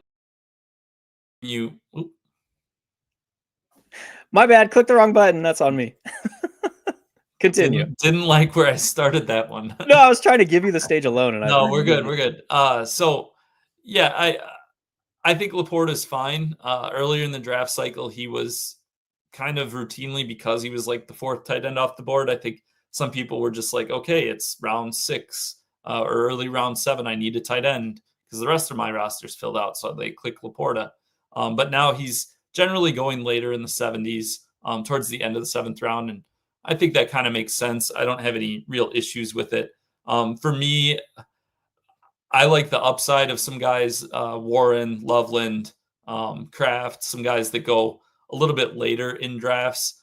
So I don't end up with that much Laporta just in general. And it is kind of the end of a tier at wide receivers. I think there's a big change in terms of the upside, but also kind of the floor situations for a lot of receivers that you see after the 7th round. So just from a process and drafting standpoint, don't end up with a ton of Laporta. I think he had kind of the perfect run out his rookie year, and he ended up the tight end 1 that season because Hawkinson missed the final week with his torn ACL. But even at that, you're comparing it to the state of the tight end position now. And, now we have 2 guys that are 3 guys probably that are going to put up 250 point plus seasons. So Laporta is not really a guy I'm chasing. And Goff, he's fine. It's not my taste. It's one of those things where, again, I was listening to the running back episode from last week, and JM talked about James Cook, how like that touchdown number is going to regress. I think for the Lions offense, like it's going to get worse from Ben Johnson, because I think it has to. I just think it was so good. It doesn't mean I don't think the new guy is going to do a good job. It's just relatively speaking, it's going to come down some, but things could also condense where they're not like throwing the ball to the right tackle as much. Skipper's out of town, so yeah, they they released him. So adjust the ranks. One of the names that you brought up in that discussion is one of the bigger reasons. And I love that discussion of like the opportunity cost of a guy like Sam Laporta. To me, like you nailed it on the head. Like he is going in a range where it is the end of a tier for wide receiver. And I just found myself clicking those names over Sam Laporta. Part of the reason for that also was a guy like TJ Hawkinson on the Minnesota Vikings, who we're going to talk about now. Second year removed off of the ACL injury, has looked healthy.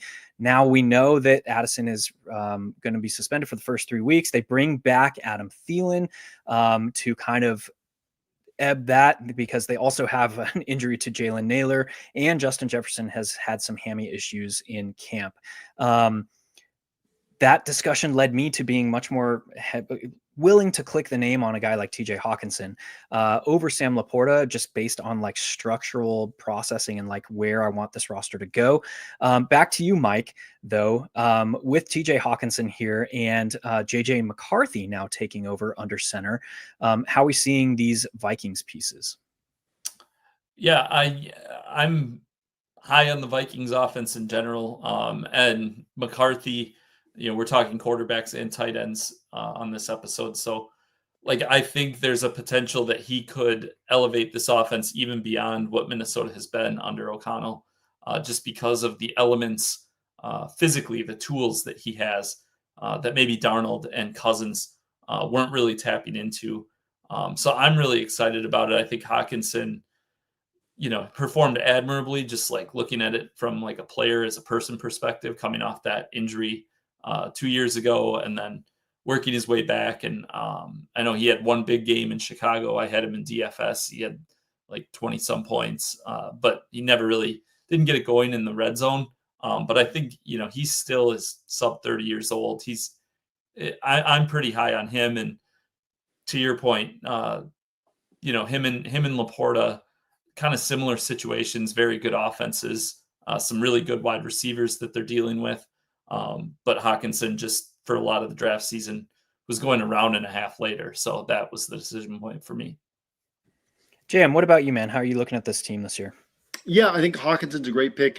You look at a guy who's essentially number 3 in the pecking order, as opposed to when you go over to the Lions, Laporta's, got to take into account Jahmyr Gibbs and what a weapon he is, and put Laporta at number 4 in the pecking order there. And also a team that is going to do a lot more in terms of ancillary players, whereas with the Vikings, they're going to focus a lot more on their best players in schemed usage. And so I think the only knock on Hawkinson is if you think that JJ McCarthy can't step in and produce right away, but it's not like the Vikings are losing Peyton Manning. Like they lost Kirk Cousins, who people never really rated that highly, and then they lost Sam Darnold. And so if those guys can do it, if Josh Dobbs can come in and do it on short notice, if who was that quarterback who stepped in the Josh Dobbs season? He's not even in the league anymore, right? Like had a couple starts. If these guys can do it, there's no reason why JJ McCarthy can't do it. I do think they're going to be a little bit more run-centric this year, bringing in Jordan Mason, but obviously they're still going to have plenty of passing and plenty of upside there, and especially with Addison missing the first few games, like those are a few additional opportunities for spiked weeks for TJ Hawkinson. And that's another thing I really like about Hawkinson is those spiked weeks end up coming with him. So really like Hawkinson in this range. I don't see a pathway to him competing with the Brock Bowers and the Trey McBrides, right? So you still need to layer in some additional picks. But when you look at the guys being drafted around him, whether it's Tyler Warren, Travis Kelce, Mark Andrews, there are fewer question marks on Hawkinson, I would say, than there are on those guys, with Tyler Warren being a rookie, with Kelce and Andrews kind of aging out of this elite tier. And so, I like TJ Hawkinson quite a bit here.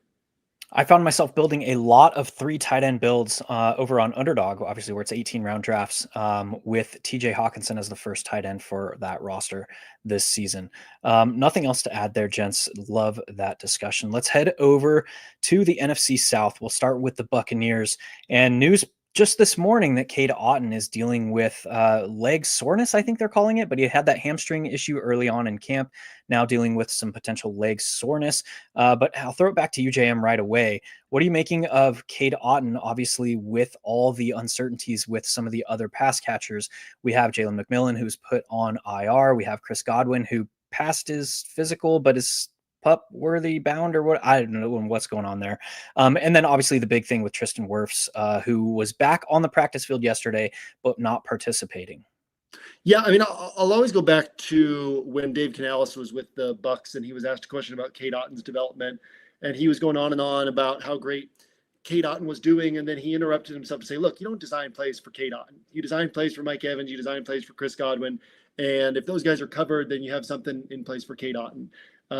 You have Baker Mayfield this offseason talking about the offense is basically get the ball to Mike Evans, and then if he's covered, then get the ball to Chris Godwin. Like, that's kind of how this offense runs. Now they bring in Emeka Ibuka. So I see Cade Otton as a guy. We had these gifts last year where Cade Otton had a couple weeks where there were so many injuries that he was the focal point. And then, it was like easy button to click. He was cheap in DFS. And then guys come back and DFS players keep chasing Cade Otton at that elevated price tag because he had some big games. Cade Otton's not a guy who's, in my opinion, going to command targets. The spiked weeks are going to be random events of a couple touchdowns falling his way on 5 targets or something like that. So Cade Otton's not a guy that really piques my interest unless we're expecting this wide receiver group to get really depleted. And so with Godwin, yes, we know that's a known quantity. He's out for the start of the season, more than likely, but also he's not on the pup. So he's expected back before week 4. We have Emeka Ibuka ready to go. We have Mike Evans ready to go. And so, and then you brought up, Tristan Wirfs being out, which is important just in terms of, okay, maybe we need Cade Otton to block a little bit more. So not a guy that I would be going out of my way to get or relying on as a piece that can break out and really help my roster. Perfectly fine as part of one of those 3 or 4 tight end type builds is how I would look at him. And then also just swinging over to Baker Mayfield. Honestly, probably being a little bit overdrafted because of how big of a season he had last year. But I don't think there's any reason why he can't reproduce the type of season he had last year. But that was kind of the higher end of his range of outcomes. And we saw some of that last year when Tristan Wirfs missed a little time. This offense effectively was like, remember the Titans. It was like left side, strong side. Like we saw the strong side of the formation. Cade Otton was on the left side, making up for Tristan Wirfs not being there. We saw a lot of chip and go stuff. Good discussion there. Mike, what about you? Anything to add here with the Bucs? No, I think the Otton news is interesting. Leg soreness. I'm going to start creating an OWS injury report. I'm questionable with leg soreness. But finger soreness for me. Yeah. Right. No, but it's I think nail on the head. He is an ancillary piece. There isn't really much behind him. I actually think the Bucs, because of where they are, I wouldn't be shocked if something were to happen with Otton, or that continues, or their wide receiver group continues to be depleted. I wouldn't be surprised to see them be a team that gets active later in the season. One guy that, like a tight end, we'll get to the Browns later, but Harold Fannin Jr. has kind of been popping up as like a good prospect. And David Njoku's in the last year of his contract. Wouldn't shock me for that somehow to be a connection. Njoku, of course, played with Mayfield at one time. And I think he would kind of complement them well. So I don't know that there's anything actionable for best ball for us right now, but that's kind of my hand in the dirt, bold potential prediction, I guess. But yeah, I think Baker Mayfield, there's so much going on with the wide receiver position there. And his touchdown rate was really high. I think he can spike. I think he's a DFS target for sure in certain weeks. But best ball, I think he's being priced above a lot of quarterbacks that he's probably about the same as. So a lot of times I just defer to that, and I just kind of wait and see what falls to me. I'm with you. I love all those discussions. I didn't have as much Baker Mayfield as I thought coming into the season. Now that I look back at my portfolio, it was very easy just to kind of take some of the, again, he's kind of at the top of a tier in quarterbacks. So it was easier for me. I'll add one more thing is with the Chris Godwin stuff, it's kind of been, where is he at? And he's taken a while, but now he passed his physical, so he's going to start practicing somewhat soon. So one thing I've done a couple times is I've double tap Mayfield and Godwin at the 9-10 turn, and kind of to our discussion on correlating players and outcomes. If you're taking Godwin, you're expecting and hoping he's back within 3 or 4 weeks. And then soon after that, he's back to his normal self. And if that plays out, that's the scenario where like Mayfield could match what he did last season. Love it. Let's head over to the Saints with an entirely different situation going on. 2 injuries at the tight end position, one of them being, what's his name? Oh my God, I'm an idiot. Taysom Hill, thank you. Oh, yes, Taysom Foster Hill. Moreau. Yes, Foster Moreau being the other. Juwan Johnson, kind of the last man standing there at the tight end or group. And then we finally got the news of Spencer Rattler going to be the quarterback. And based on Kellen Moore's comments, it seems like Kellen Moore is going to be the quarterback until further notice, as in they're not looking to have kind of a short leash here. Tyler Shuck, they want him to develop, and that makes a lot of sense. How long can they wait for the 26-year-old to develop will remain to be seen. But over to you first, JM. What do you make of this team's composition with Spencer Rattler kind of at the helm here? Yeah, I mean, I'm not particularly interested in going on my way to get anything from this offense. What we've seen from Kellen Moore is good offenses with tremendous talent, whether that was the Chargers or the Cowboys or the Eagles. We've never seen, and he's adapted his scheme to the personnel, but we've never seen him overperform his personnel. And this is by far the worst personnel he's had. This is to me kind of a lost year for this Saints team. You have teams all the time that everybody expects them to be bad, and they're much better than people expect them to be. I think the Browns could fall into that category this year. It would shock me if the Saints fell into that category because of how little they're working with here. And so, in offense, I really like Juwan Johnson as a player, as an upside player. We talked about the wide receivers, the ball in your hands upside of a guy like Rashid Shaheed, or even the downfield role of Chris Olave with where they're being drafted makes them worthwhile. I wouldn't, argue against Juwan Johnson as that number 3 tight end on a 3 tight end build, but not an offense that I'm going out of my way to target this year. Over to you now, Mike. With the uncertainty of the quarterback situation, how are you viewing this team? Yeah, I mean, I don't have a whole lot to add to JM's thoughts. I think Johnson's got some upside, and he's going to be on the field, but also like, what does that upside look like? It's easy to get excited about these guys when we're in the preseason and you think, oh, well, this could be the tight end 1. He could be 2nd or 3rd in targets. But what does that actually look like? Is a game where Spencer Rattler or Tyler Shuck throws 30 passes, 60, there's 60-ish plays in a game, give or take, especially for a team we're expecting not to be very good. He goes 18 for 32, and Kamara, Olave, and Shaheed alone combined for 12 of those receptions. There's not a lot left on the bone. So it's not anything that I'm over excited about. I'll be interested to see how the year starts with Rattler, I guess. And, I would think they would have deferred to Shuck if it was close, just because he's a 2nd-round pick. And really, they're probably looking at drafting a quarterback in the 1st round next year. So you would want to get a good look at him. So the fact that they went with Rattler, either I think he's going to be better than people expect, or, it's a big red flag for Shuck, which could very well be the case because it was kind of a surprise when he went where he went. Or it could be both, to be honest. Yeah. It's a wide range of outcomes each way there. Let's finish up the NFC. We still got 2 teams left. Let's go over to the Panthers. They just moved Adam Thielen, and their tight end room consists of Tommy Tremble, Jatavian Sanders, and 2025 5th rounder Mitchell Evans. Actually, they kept 4 tight ends through cuts, adding James Mitchell to that. How does that influence your decision-making here with these Panthers, particularly speaking to the quarterbacks and the tight ends, Mike? Yeah, I mean, Jatavian Sanders is really the only tight end consideration for me. 2nd year, he's got the physical attributes, which, at the tight end position, at the end of the day, that's what I'm that's a big part of what I'm looking at is like, does this guy have these physical attributes where if they decide to use him, if he does have a stretch where he gets 2 or 3 games of, 7, 8 targets, can he turn that into something? Can they prioritize him in the red zone? And Sanders has that potential, but I don't think it's like probable. I think he could have a decent season, but also kind of just being realistic on my expectations. And then, Bryce Young, I think from a real life perspective, really exciting to see, what he did after how his career started, to see what he did to end last season. Like him from a real life perspective, I like the pairing with Dave Canales.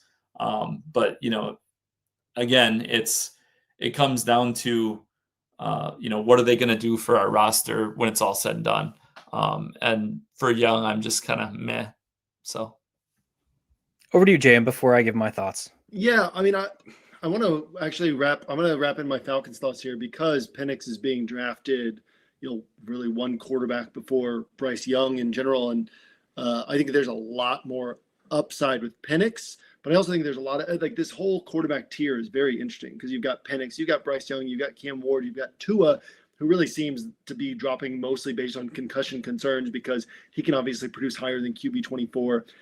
You've got Geno, you've got Stafford, Darnold. Like any of these guys can be top 15 quarterbacks this year, and it won't surprise me. So I think you're taking any of these guys as a QB2, or if you've really waited on quarterbacks, you're going to stack up like 3 of these guys and hope that the spiked weeks layer in just the right way that you end up in great position. Probably better for a cumulative scoring format than a playoff format because you still need that high probability of spiked weeks in the playoffs. But I like Bryce Young. I probably like Michael Penix a little bit more. But I think that both these guys are capable of being top 15, top 14 quarterbacks this year in terms of fantasy scoring when it's all said and done. And Jatavian Sanders for me is the guy to take on the Panthers. And just to wrap it up, and where you're getting him, I think he fits on a Bryce Young roster or as that tight end 3, even tight end 4 on a roster because he could have 1, 2, 3 spiked weeks, or at least spiked weeks relative to the tight end position. I think Kyle Pitts is a very interesting one because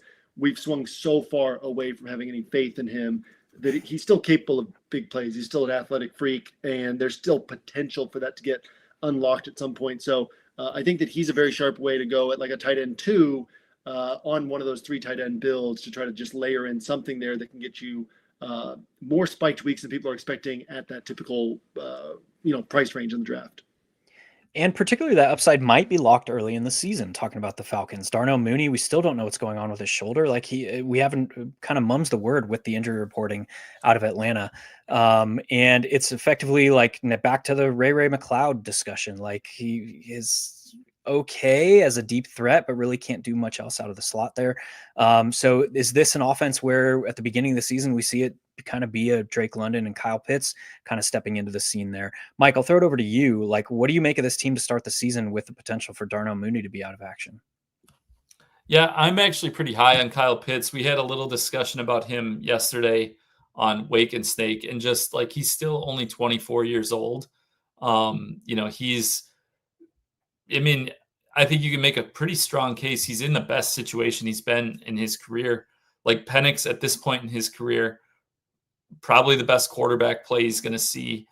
Second year with, is it Zach Robinson, that their offensive coordinator, I believe, formerly with the Rams. And the Mooney stuff, like I don't think Ray McLeod or any of these other receivers on their roster are particularly strong or like upside type guys. I think Pitts kind of profiles as clearly that next best option after Bijan and Drake London. So I'm pretty high on him. I know it's one of those things. The comparison I made yesterday was to Tom Brady's last season with the Bucs when we were playing Mike Evans like week after week, and he just kept like not getting it done. And everyone's like, I'm done with him. And then finally, like week 17, he scored 51 points against the Panthers. And I think for Pitts, it's kind of the same thing on a career arc. Like so many people are just like ready to be done with him. But like when you just zoom out and you think about the macro of the situation, like he's a 24-year-old, he's got the physical abilities, he's healthier than he has been, and he's probably in the best situation. Like I think all the boxes are really checked there for what you'd be looking for from an upside perspective. And then I really like Michael Penix Jr., kind of the same thought process. And the other thing is with Bijan Robinson going where he's going. One thing I've dove into the data on running back performances when they score over, I believe it's over 300 points in a season, and what their quarterbacks score. And you see pretty consistently that those really high-end running back seasons are accompanied with like top 10 quarterback seasons. So from that perspective, like if you're making the bet on Bijan Robinson, Michael Penix is probably going to have a pretty solid year. Love that shout. And the first game that I dove into for the DFS season was this Falcons and Buccaneers game. So stay tuned for that to hear my thoughts on Kyle Pitts. I'll save those for there. I think that's a good way to go here. Let's now go over to the AFC. We'll start in the AFC West with the Chargers. I'll throw it over to you, JM. What do you make of Justin Herbert? I know a lot. You mentioned Scott Barrett early on in the show. Scott Barrett is very high on this team and Justin Herbert in particular, with the potential for some rushing upside to be unlocked. Are you buying into that at all? Yeah, I mean, I had that thesis last year, and we saw it a little bit, but not a lot. I mean, in terms of like, he is a mobile guy, and Greg Roman loves to scheme up rushing attempts for his quarterbacks, and he's good at doing that. So yeah, people always argue that Justin Herbert, there's a very clear top 4 quarterbacks in the NFL, obviously. And then people love to like put Justin Herbert at that number 5 spot and be like, if there's a clear number 5, it's Justin Herbert. And then other people push back, but nobody's like, nah, Justin Herbert's not in the top 8 or not in the top 10. In terms of all the things that you need, all the tools that you need to be a great quarterback, it's really just like the playoff performances or big game performances or end of game performances, all the close losses and all the playoff losses and all that pile up to make people say, nah, Justin Herbert's not that guy. But in terms of what we care about for DFS, if he were throwing the ball 35 to 40 times a game, he'd be a guy that we'd be all over at a much higher ADP. So him being the QB 17 is always kind of a little bit crazy just because we are playing a game of spiked weeks. And I think that there's always potential for more of those spiked weeks to show up. At the same time, we have an offense that is willing to throw the ball 18 to 22 times in certain game environments. It's going to have a good defense that has now, really good running back that's come in Marion Hampton. And so, yeah, like I think that Herbert has kind of a barbell type of distribution, but we're probably drafting him at the lower end of his range of outcomes. And so one of the things we always want to think about, especially if we move into this area of thinking probabilistically, is what are the emotions that people were drafting in, what's driving their decisions. So Mike made great points on Kyle Pitts. It's like, it's not that Kyle Pitts belongs down where he's being drafted. It's that he belongs a little bit higher. His 50th percentile outcome is a little bit higher than where he's being drafted, but the emotions have swung so far toward like, we're done with Kyle Pitts that he's being drafted at like that 25th or 30th percentile outcome. So I would put Justin Herbert at, one of these guys being drafted at like that 30th percentile outcome to where you're not getting worse performance than where you're drafting him, and you could get significantly better performance than where you're drafting him this year. Asymmetric upside. You'll hear me talk about that a lot. I see it here with Justin Herbert. Mikey, how you seeing these guys? Kind of glossed over the tight end position because it's like Will Dissly, Tyler Conklin, like Aronde Granson, Gadsden, pronounce that right. See anything here with the tight end room or anything to add on Justin Herbert? Nothing. I am I'm not really entertaining the tight end room. I think they're going to run a lot, and I think they've got enough different wide receivers. I think Hampton adds a dimension out of the backfield, and Kamani Vidal, who, even Najee Harris, he's capable as like a pass catcher. You're not designing passes to him, but I just don't think that they're like forcing anything to the tight end position. And frankly, like Keenan Allen at the stage of his career kind of operates like a tight end. Like a safety blanket, runs the easier route. So, but I think Herbert, to JM's point about he's kind of being drafted near his floor, I think that's spot on. And I think like you look at what we expect these teams to be now versus what they actually end up being. And a lot of these teams, we see it year in and year out, like what they want to be. Sometimes the situation doesn't allow them to be. So you look at like the Chargers, they've already lost a very key offensive lineman. They're having to move some things around there. The Najee Harris, the eye injury, They've got a bunch of receivers. Like, their receiver room's actually pretty good. So like, I could see a scenario where they throw more than we're pricing this as if Herbert is near the bottom of the league in pass attempts. But there's a lot of room for that through various avenues to be a lot higher than that. So yeah, I think Herbert is one of those higher upside bets you can make. There's a lot of rosters that I do where I will wait on quarterback, and just the nature of that pushes quarterbacks down because it's removing one team from who's drafting quarterbacks. So like, I've gotten him as my QB1 in the 13th round. And there's a ton of the rest of my roster is very strong. And there's clear paths to like Herbert having a QB5 to QB8 season and really carrying the torch for the team. I love that discussion. Another team that is kind of fits that build as well is this Denver Broncos team. We have Bo Nix coming into year 2. They add Evan Ingram and potential for Troy Franklin to take a step forward as well. And then obviously they add RJ Harvey there in the second round. JM, are you seeing similar potential asymmetric upside here bet for a guy like Bo Nix? I mean, Bo Nix is, it's hard for him to, especially with, I guess there's a lot to unpack here, and I'll try to do it quickly in the interest of time. So first off, Sean Payton's perfectly willing to run up the score. So we can keep that in mind when we talk about Broncos have a top 5 defense, potentially number 1 defense in the NFL this year. It's not like that.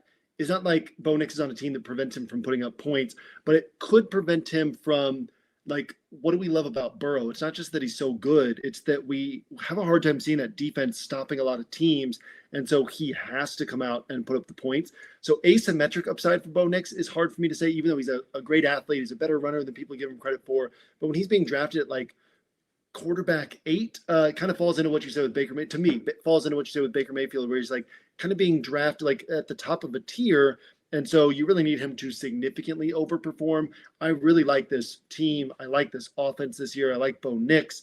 I'm perfectly fine building rosters around Bo Nix, but I would probably have like 5% of my portfolio in Bo Nix where, you know, being even weight with the field is 8%, right? Like, I'm not going to be overweight on him. A guy I would be overweight on is Evan Ingram, because what Sean Payton is he is a talent maximizer, and he's a guy who's going to design plays around the players that he has. Sean Payton doesn't even have a static playbook or style of offense. It's like, who do I have on my team? Okay, what can I do this year, right? And he's talked about Evan Ingram being the joker on the offense this year, which means the guy that he can deploy in lots of different ways. And he's also talked about what is a joker. A joker isn't one position. It is just a guy that I can use as a weapon in lots of different ways. So Alvin Kamara has been a joker for him. Taysom Hill has been a joker for him. And he's talked about Evan Ingram as being like, he's finally got his joker in this Broncos offense. And Evan Ingram is a really athletic guy and has had these bigger seasons as a tight end. So I think that Bo Nix is being probably drafted at like his 65th, 70th percentile outcome. I think Evan Ingram is being drafted, certainly below his 50th percentile outcome. Mike, how about you? How are you seeing this Broncos unit? Yeah, while JM was talking, I looked up my Bo Nix exposure, and I'm at 2% to his 5 was his thought or potential possibility. Anyways, both him and Ingram aren't guys that I have a lot of. I agree with all the things he says with Evan Ingram. And I actually do really like him and think he's going to have a pretty strong season. I think in DFS, there'll be a lot of weeks where I'm all over him. I think to his point about Sean Payton, they rotated running backs last year. They rotated all the receivers behind Sutton last year. They rotated their tight ends last year. And I think that was out of necessity. I think this year, you're going to see Sutton and Marvin Mims playing a lot. I think you're going to see Evan Ingram on the field a lot. Obviously, they might rotate between Dobbins and Harvey. That's a different discussion. But then that like 5th skill position player, you've got sometimes they'll have a fullback, sometimes a second tight end, sometimes a 3rd receiver. And I think that's where a lot of those rotational things are going to turn to. Instead of a rotation at each position, it's going to be kind of a core and then rotating. How are we aligning those team players, and what's that like last piece to it? So I do think Evan Ingram's going to be kind of an integral part to this offense. For me, I don't have a ton of him. That mainly has to do with Colston Loveland and Tyler Warren. We're going like multiple rounds after him for much of the last 3 months. They're all kind of around the same range now. Warren's actually ahead of him. So I've taken more Ingram probably in the last 2 weeks than I had in the previous 3 months. So, just like the player, but a lot of times it comes down to cost. So the way that we've broken up our responsibilities here for Best Ball Plus is I'm focusing on Underdog, whereas Mike is over with DraftKings and with Drafters. Obviously, the big differences there. One is cumulative scoring, and both of those are full PPR, whereas Underdog is half PPR. So my portfolio with Evan Ingram, seeing how it is playing a format where it's a playoff format and it's half PPR, I have 18% Evan Ingram as in my BBM portfolio, where I saw the potential for the spike week upside. His playoff schedule is non-prohibitive. He gets a potential shootout with the Chiefs in week 17. While that might be tough on paper, there are avenues for that game to absolutely erupt. So I went pretty heavy into Evan Ingram as kind of like on those rosters where he was kind of my first tight end. And again, in Underdog ADP, that was also marrying with like a lull in the wide receiver ADP. That was kind of the area of the draft where I was looking to take a lot of tight ends, a lot of quarterbacks. So for me, that also inflated Bo Nix a little bit, where I was targeting Evan Ingram because their ADPs 9th, 10th round, 11th round sometimes were all like back-to-back, where you could double tap a nice, tidy quarterback tight end stack. So I had 18% Evan Ingram, 11% Bo Nix for my personal portfolio over there on under. I think that's such a key point with just like understanding the contest you're playing. And I think that's super sharp how you approached it. And like just to kind of glimpse into how we look at things from a DFS perspective. You look at the Chiefs and it's like, oh, tough matchup on paper, but also like we've written the NFL edge games, the three of us, for the last however many years. And what is it about the Chiefs? Well, what are they really good at? Historically, limited wide receiver production. They've been very good against the run, except for Saquon Barkley.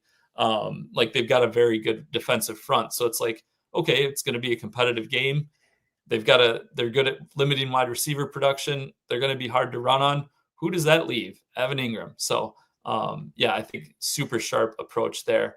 And I think that, your percentages are going to be pay off. I also want to add, I listened to the running back thing this morning.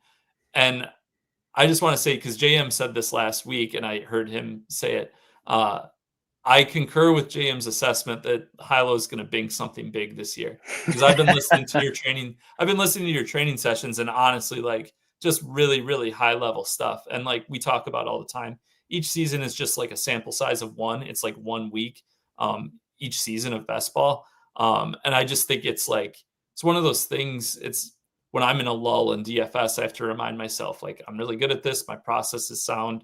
Know what I'm talking about. Like, just do your thing. And it's the same thing kind of with you with best ball. Like I'm listening to these training sessions and I'm like, it's just a matter of time. Like this dude's hitting something big, if not multiple. So let's go, man. Lest we forget that you finished 7th 2 years ago in Drafters. Yeah. Let's go. So come join us in Best Ball Plus, man. Get access to all those training sessions that Mike is referring to. Let's move on over to the Raiders. We talked about him earlier, obviously, with Brock Bowers. But Mike, back to you. How are you viewing how that parlays with Geno Smith now at the helm?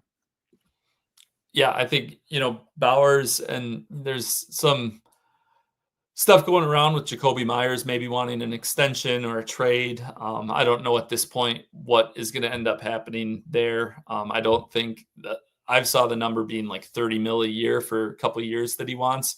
I don't see him getting that.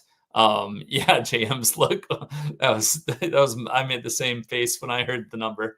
I think Bowers is great. I think Geno's an upgrade for him. And I think for Geno, he's got the weapons around him, and we know what he is. And I don't think he's going to lose his job to Kenny Pickett, who they just traded for. So I think he's a solid pick where he's being drafted, similar to like Darnold that we talked about before. Has some upside there. And certainly in the playoff contest, pairing him with Bowers is a pretty easy click. Jim, what about you with these Raiders? Oh, I thought I was on mute. Is looking up something. Yeah. So last year I got a lot of pushback on one of my rare August X posts tweets where I was laying out why Geno Smith at a way later spot in the draft was a better pick than Caleb Williams, and it wasn't that I thought that he was going to significantly outperform Caleb Williams. It was just that he was probably going to score around Caleb Williams or better, and much lower price tag. Ended up being right for whatever it's worth. But yeah, I think that people always underestimate Geno Smith, and we're kind of getting the uncertainty discount, switching teams and all that. And people don't draft position ranks so highly in people's minds for so long. Clyde Edwards-Helaire got released yesterday, and made me think about that. Right, he was first round draft pick and had a big game in prime time on national TV in week 1, and people chased that game for years and continued to rate him as this really good player for years, right? Whereas guys who are drafted later, it takes so long for people to come around to them, or Geno Smith, where you kind of have this career arc that's weird. You flame out, then you're a backup and all that. Second round pick too, if I'm not mistaken. And so he didn't have like that, first round draft pedigree. But Geno Smith is definitely one of these solid, like mid-tier quarterbacks, middle-class quarterbacks, and tends to score like a solid middle-class quarterback. So yeah, I like Geno in this offense at his ADP. I think he's one of these guys who, you get him at like QB 26, and he's almost certainly going to be in the top 20, probably in the top 15, and going to have some spiked weeks in there. So ends up being a nice guy to layer in with the top quarterback, or worst case, you take kind of a 3 quarterback approach late in the draft and hope that these spiked weeks layer in just the right way. Yeah, I got really nothing to add there. We'll go over to the Chiefs to finish up this division. And JM, I'll throw it back to you. Are we going to see MVP candidate Mahomes this season? Yeah, I mean, I honestly think so. There's a lot that goes into this, right? Like growing up in Massachusetts, following, being a lifelong Patriots fan, like following those teams, and we're kind of in this count them out phase of the Chiefs, right? Like last year was their last hurrah. They got blown out in the Super Bowl. They had all these close wins that didn't look like they should have had. Everybody's kind of signing them up for their first year of regression, first year of not making the championship game. What I've seen, paying attention from the outside, is like a team that has really stepped up their dedication, and a team that is like really emphasizing, they've talked about it for a couple of years, but really emphasizing this downfield passing, the explosiveness. Honestly, I think Tyquan Thornton's a good fit for this offense. I think that Rashee Rice, we got the 6-game suspension, but once he comes back, I think he's going to be a massive difference maker in this offense. So I think that we have a season where next year people are drafting Mahomes higher than where he's being drafted right now, is how I'll put it. On top of that, Travis Kelce talked about, basically admitted to last offseason not treating it with the same level of dedication and consistency that he had previous off seasons, and trying to correct that this year. So I know that there's an age component there, but what Travis Kelce is, what makes him special is his connection with Mahomes, his ability to be uncoverable in the short areas of the field, and then his ability after the catch, which again isn't about speed or athleticism so much as it's about his feel for spacing and what to do and whatnot. So I think those are all things that don't go away. And in the same way that Keenan Allen can continue to get open even as his speed goes away, so can Travis Kelce. And so, yeah, I actually think that both of these guys are being drafted lower than they should be, and are going to outperform ADP this year. And I'll leave it at that. Yeah, it's so easy, I think, to look at last season with Travis Kelce and say like, oh, he's lost a step. He was unable to get open at the same frequency. He had all those OPIs, and kind of explain it away as like that was his cliff, when like another aspect that could help explain that was obviously all the off-field issues. He started a movie. He started a podcast with his brother, the Taylor Swift thing, which now has led to an engagement. Like there was a lot going on with Travis Kelce last year that could help explain that as well. So I'm not ready to say this guy has hit the age cliff at the tight end position. He's not going to be able to contribute. I want to see how those first 3 weeks play out, but I was willing to take that bet as far as Travis Kelce is going. Mike, what about you with Travis Kelce and Patrick Mahomes here? Yeah, I mean, I think did he hit the cliff? He still was the tight end 5. It still is.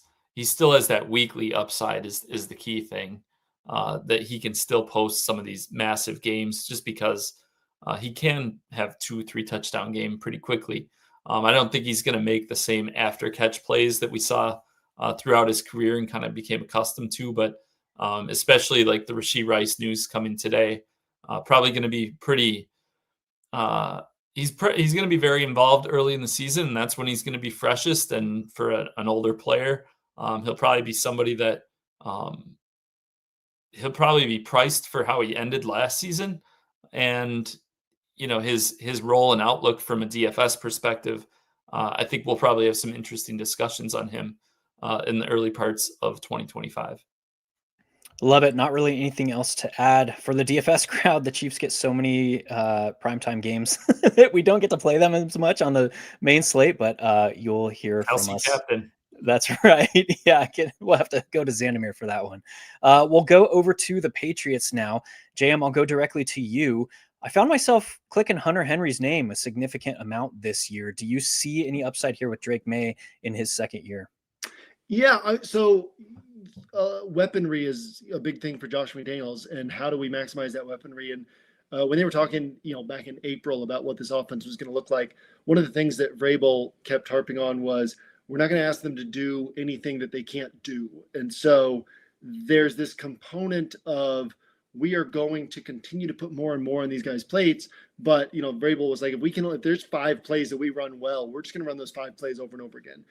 If we can do all the checks and do all the things and build this elaborate offense, we'll do that. And so I think that McDaniels is excellent at playing to his players' strengths, whether that's Brady, which is obviously much easier for him to do, or whether that was Mac Jones or Cam Newton. Like, all those offenses looked different. And I think that this is going to be well designed for Drake May. And then on top of that, you've got Stephon Diggs, who's probably a wide receiver 2 at this point in career, especially just coming off the ACL injury. You hear players talk about ACL injury recovery, and it's usually like week 9, week 10 the next year that they really start to feel like themselves, and really the year after that they feel back to 100%, and then Diggs' age on top of that. So maybe you can treat Diggs as an alpha, and then behind him is a cast of characters, right? An ensemble cast, and really Diggs is probably part of an ensemble cast. So yeah, I think that Hunter Henry is a guy who, as part of that ensemble cast, is going to have some spiked weeks, which is what we're really looking at. I don't think you're going to have week-to-week consistency, but you are going to have some big games this season from him. So I like both these guys. I think that Drake May is probably being underdrafted for his weekly ceiling and appropriately drafted for like his cumulative score at the end of the year, maybe even slightly overdrafted for his cumulative score at the end of the year on a team that's going to have a good defense and a good run game. But put it all together, I think that both these guys are sharp picks at ADP and go well together as well. Yeah, I'm with you. I found myself clicking Drake May and Hunter Henry a good deal. I was pairing even Efton Chisholm. I was drafting him before he even had his preseason blow up. This is a guy that had the college production, went undrafted, and now has made the team. One of Demario Douglas or Efton Chisholm, I think, is going to be a viable fantasy piece for us for best ball as well. Just again, based on the state of this roster. Mike, how are you seeing Drake May and Hunter Henry connection here? Yeah, I like Henry a little bit. I think he's kind of appropriately priced, and we can be fairly certain about his role, where he fits on the team. We don't, it's not an especially strong receiver core. So I think there are going to be weeks where he sees 8 to 10 targets. And, he's a dependable enough receiver, and the way he'll be used, he should be able to turn those into some very usable weeks. I don't know that he has like the massive ceiling that maybe some other players have, but I think he's going to be a lot more consistent of an entity. And then Drake May, I think he's an interesting case because you look at rushing production, but I saw a stat this week. Sorry, I'm not citing the source. I don't remember who posted it, but just about how it was something that I had noticed too, just watching them play. He ran a lot, but a lot of it was not really on the designed runs. It was a lot of scrambling, just kind of figuring things out because their line and everything was such a mess last year. And with assuming that environment is going to be a lot better, which I think it is. And he's got the better backfield and all that. I don't think he'll have to scramble as much. I think he falls in that bucket. Some of these other quarterbacks we've talked about who can run, but they're not necessarily like actively seeking those opportunities or going to do them. You can't really bank on them. Not like a Justin Fields, who we'll talk about it in a minute, who they're going to design him, 6 to 8 rushes in a game. So from that perspective, I'm probably lower on him than some in the community, just because I don't see the rushing upside kind of being part of the plan, and I don't see the talent around him kind of elevating him. And I just think in general, Vrabel's going to kind of, they're going to try to control games and out tough people. That's like the MO there. So, I think he's a guy I'm going to be a lot more interested in at certain points in DFS than I have been in best ball. Yeah, I think that's fair. And we've talked a lot about how people have soured on certain names. So that'll lead us right into the 2025 version of the New York Football Jets here with Justin Fields. They did invest a second-round pick in this year's draft in Mason Taylor at tight end. Go over to you, JM. What are the feelings here with Fields? I mean, I think Mason Taylor's got to be viewed as their number 2 weapon, because what do they have at wide receiver? The big question to me is, how valuable is that in a guy in Justin Fields, who's, like a bottom third of the league in terms of just being a decision maker and thrower of the football, tremendously elite athleticism, which makes him a really interesting DFS and best ball pick, because there are going to be spiked weeks there. I think QB12 is probably a little bit rich for actual expectations for him in, a team that still doesn't have a whole lot going for it, and is going to be preaching toughness and culture building and all that, and has a good defense. And I think that they're going to try to lean on the run and the designed runs and all that. But where you really want Justin Fields to blow up is not designed runs on a team that's not good at throwing the ball downfield. Where you really want him to blow up is a team that is opening things up, and then he's scrambling and picking up these 100-yard rushing games. So to me, Justin Fields is being drafted closer to the top of his range of outcomes. And yeah, I think this offense as a whole is going to have a lot to work through as it gets going. And I'll leave it at that. But interested in what you guys are seeing there. Yeah, Mike, anything to add there with the Jets? Similar sort of deal. I'll probably play Justin Fields in DFS a decent amount, just because he has that massive ceiling. I have concerns about the offense, and he's in that big group of quarterbacks, and I would say he among them is the most likely to, if he's not getting it done, maybe they go with Tyrod Taylor, or trade for someone or something like along those lines. And also just the style he plays, he is going to be at risk for taking, because he doesn't just run. Some of these quarterbacks run and then they get out of bounds, or they slide, or they're like, he's a big dude. He takes some shots. So, I think just from that standpoint, the upside case is obviously there, but the more he plays and the more he plays well in the style that you need, the more likely it is that you're going to be without him, kind of, especially in the playoff contests when you really need him, which is at the end of the season. So I also want to say, I think that there's this, you can fall into this trap of looking at Chicago Bears Justin Fields box scores or fantasy scores and being like, man, this ceiling is immense. But that was a Bears team that was trying to see if he could be their quarterback of the future and see how well he could develop putting everything on his plate. Whereas this is a Jets team that is going to be saying, kind of like the Steelers did last year, like, okay, like, don't lose this game for us, manage this game for us. And then also we're going to design some runs for you and get the ball to Garrett Wilson. Like, I don't think this is an offense that's going to say, let's drop back a bunch and you scramble around and try to make plays, and let's develop you like we've seen what Justin Fields is now. And so they're going to cater to what he is as opposed to what he potentially could be. I have slight pushback a little bit, I think. Even on the Steelers last year, where we know he's playing for Mike Tomlin, and we know what kind of he wants to be, what they need him to be, still top 5 in the league in fantasy points per dropback. So if he is able to, and like Mike's mentioned, like potential to be targeting him in DFS this year.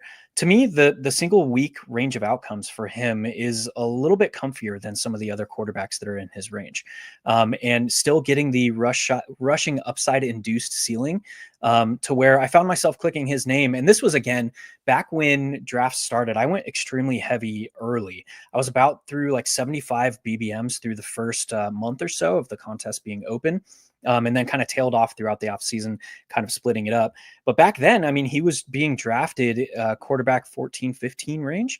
And I was taking that a lot. So I ended with like 21% Justin Fields, which time or 2.5 times what the expectation would be. Just again, kind of marrying that single week upside with where his ADP was. Obviously, he was pushed up once Scott Barrett started talking about him, once some bigger talking heads in the industry started talking him up a little bit, which is when I kind of tailed off a little bit. But I saw the single week upside and kind of where his ADP was and took a pretty big stance there. We'll move over to the Dolphins. And this, again, I think I mentioned this last time we got together on air, JM, but this is probably like the biggest range of outcomes as far as a team goes heading into the new season. Do their offensive line struggles? Are they unable to run the football like last year? Does that influence their downfield passing like last year? Or do we see Mike McDaniel figure it out again like he did his first 2 seasons with the team? I'll throw it over to you, JM. Kind of how are you seeing that as it pertains to the quarterback and tight end situation here? Yeah, I mean, first off, Darren Waller obviously has tight end 1 potential this year. That's a joke. So yeah, I think that Tua is like being drafted near the bottom of his range of outcomes, because this is a guy who literally can throw for 4,500 yards. I mean, he can throw for 5,000 yards. He can throw for 4,500 yards and 35 to 40 touchdowns. It put up like the season that Baker Mayfield put up last year. So I think that we're really swinging far to the downside in where Tua is being drafted. And he's a very comfortable QB2. And even like you talk about like waiting and getting Justin, or you, well, I don't now remember if it was you or Mike, but waiting and getting Justin Herbert as a QB1 sometimes, like it was Mike who said that. But yeah, like you could literally do that with Tua, and you're getting a quarterback way deep in a draft. Now, I don't want 8% of my portfolio to be Tua as my QB1, but having a handful of rosters, 2%, 3%, where you're like, man, what roster can I build if I wait till close to the end of the draft and take Tua as my QB1? Hilow, you talked about Tyreek Hill potentially that year this year. So yeah, I think that's how I look at this. I'm not obviously too focused on the tight end position here, but the quarterback room, I think, is a spot where Tua is just a nice, like I would want 8% Tua, mostly with him as my QB2 with spiked week potential, but also I would go out of my way to have a handful of rosters where you're like, you know what, it's the equivalent in DFS of paying like $4,500 for a quarterback as your starting quarterback who's capable. Okay, I pay $4,500 for him and he's capable of putting up a 25 to 28 point game. What can I do with my roster with that? And I think that Tua falls into that category from a draft cost perspective as well. 100%. It's no secret that I was heavily invested in the Dolphins. Again, going back to I was drafting pretty heavily early. I ended with 12% Tua, 36% Tyreek Hill and BBM, which is insane. Darren Waller, I have 1 share. He was kind of the guy that I was like, I don't see it, man. His rap career failed, so he came back to football. That's a crazy signing there. Yeah. Bring back Darren Waller from the dead. Yeah, I did not see it. But what that did lead to me is like just increased my Tyreek Hill, Jalen Waddle exposure, particularly Jalen Waddle as well. I wasn't hammering him as heavily as I was Tyreek Hill. But anyway, yeah, the quarterback and tight end show. I love me some Tua because the upside case, we keep talking about like what is the path to like these elite fantasy seasons. The upside case for Tua to like outperform his ADP right now is like he stays healthy. That's pretty much it. Like we don't have like all the additional baggage. Yes, like we have the potential for this offense to look a little different based on how their offensive line and their run game gets going. But like if Tua stays healthy, chances are he's outperforming his ADP where it currently is. So that was very clear to me early. We will go directly now over to the Bills. We got to talk about Josh Allen, obviously. And then we have a pair of tight ends that we haven't necessarily seen this team figure out how they want to deploy these guys. JM, do you think that changes heading into 2025?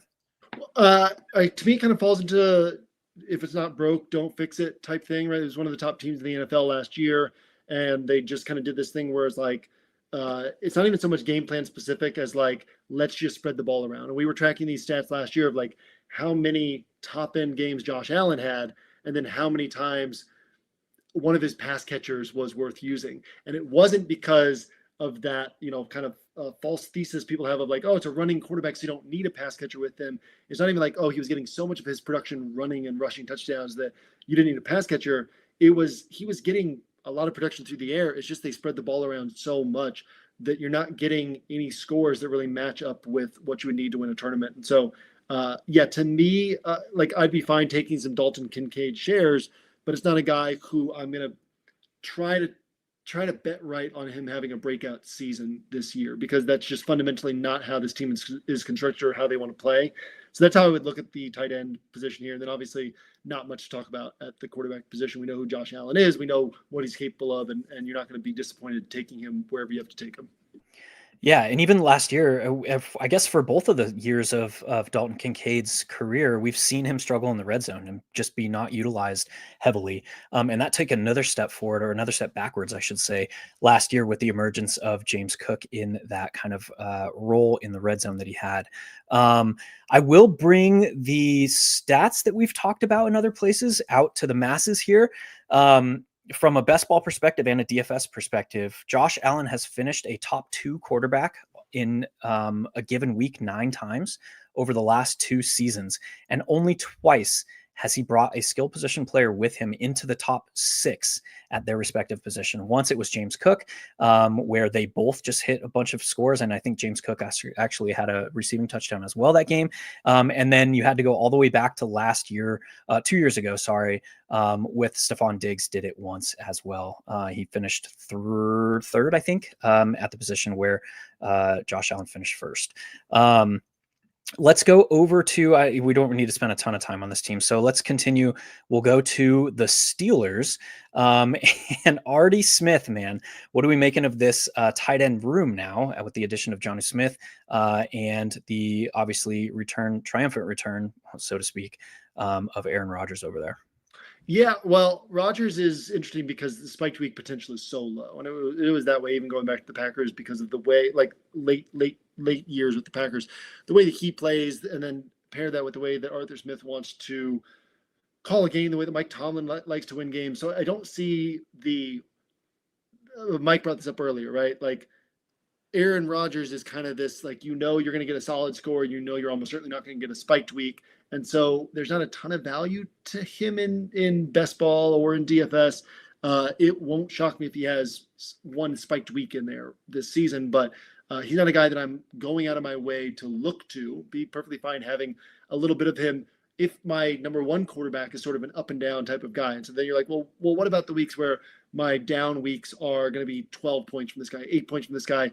Let me get these 14 to 16 points from Aaron Rodgers, and the draft, capital on him now isn't as steep as it used to be in the past. You're getting him like at the end of the draft, basically. So that's how I look at him. I do think, who's the number 2 weapon on this offense, and maybe Roman Wilson steps up, maybe Calvin Austin steps up. I kind of think that Roman Wilson will have a better season than people are probably anticipating, but realistically, it's going to be a lot of 2 tight end sets, and it's probably going to be a lot of schemed usage for Jonnu Smith. So I think that Freiermuth and Jonnu Smith are both perfectly fine plays here. Not going out of my way to pair them with Rodgers, but just saying who are guys who can be useful at this tight end position. I think they both fall into that bucket. Mike, anything to add for these Steelers? I know you mentioned kind of the limited upside of Aaron Rodgers earlier. Yeah, no, I think that's just the case. Is I don't know what kind of fit Metcalf is for what Rodgers is looking for. And yes, they're going to probably be a high run rate team, but I think with Rodgers at quarterback, they probably have a little bit higher pass rate than you're used to seeing for Arthur Smith. It doesn't mean they're going to be like top half of the league or anything, but they might not be bottom 3. And that combination of things, just kind of points to, like, I think that the Steelers tight end room, there's almost certainly some value there. One of the two spots, like if you were to remove Freiermuth from the situation, what does Jonnu look like? If you were to remove Jonnu from the situation, what does Freiermuth look like? And I think both have like really high ceiling outcomes on a weekly basis, or like if it were long-term, kind of the same thing.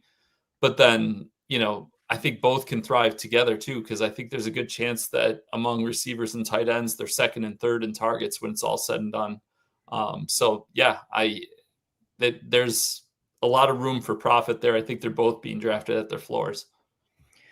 I thought I had a full fade of Aaron Rodgers. I had one share across 600 drafts. Damn it. Why did I do that? I'm kind of on this team. It was kind of backfield or nothing for me personally as I was drafting. I do have 6% Jonnu and I have about 4% Freiermuth, but it was a backfield centric stance for me to take on this team. Let's go to the Ravens. Not much. Well, I guess a little bit has changed. We do have Isaiah likely out to start the season. Could make it back for the early parts of the season, but we shall see. JM, what are you making of this Ravens composition as we head into 2025? Hard for likely to be an all-pro missing the start of the season, but for who missed it, that was something Harbaugh said.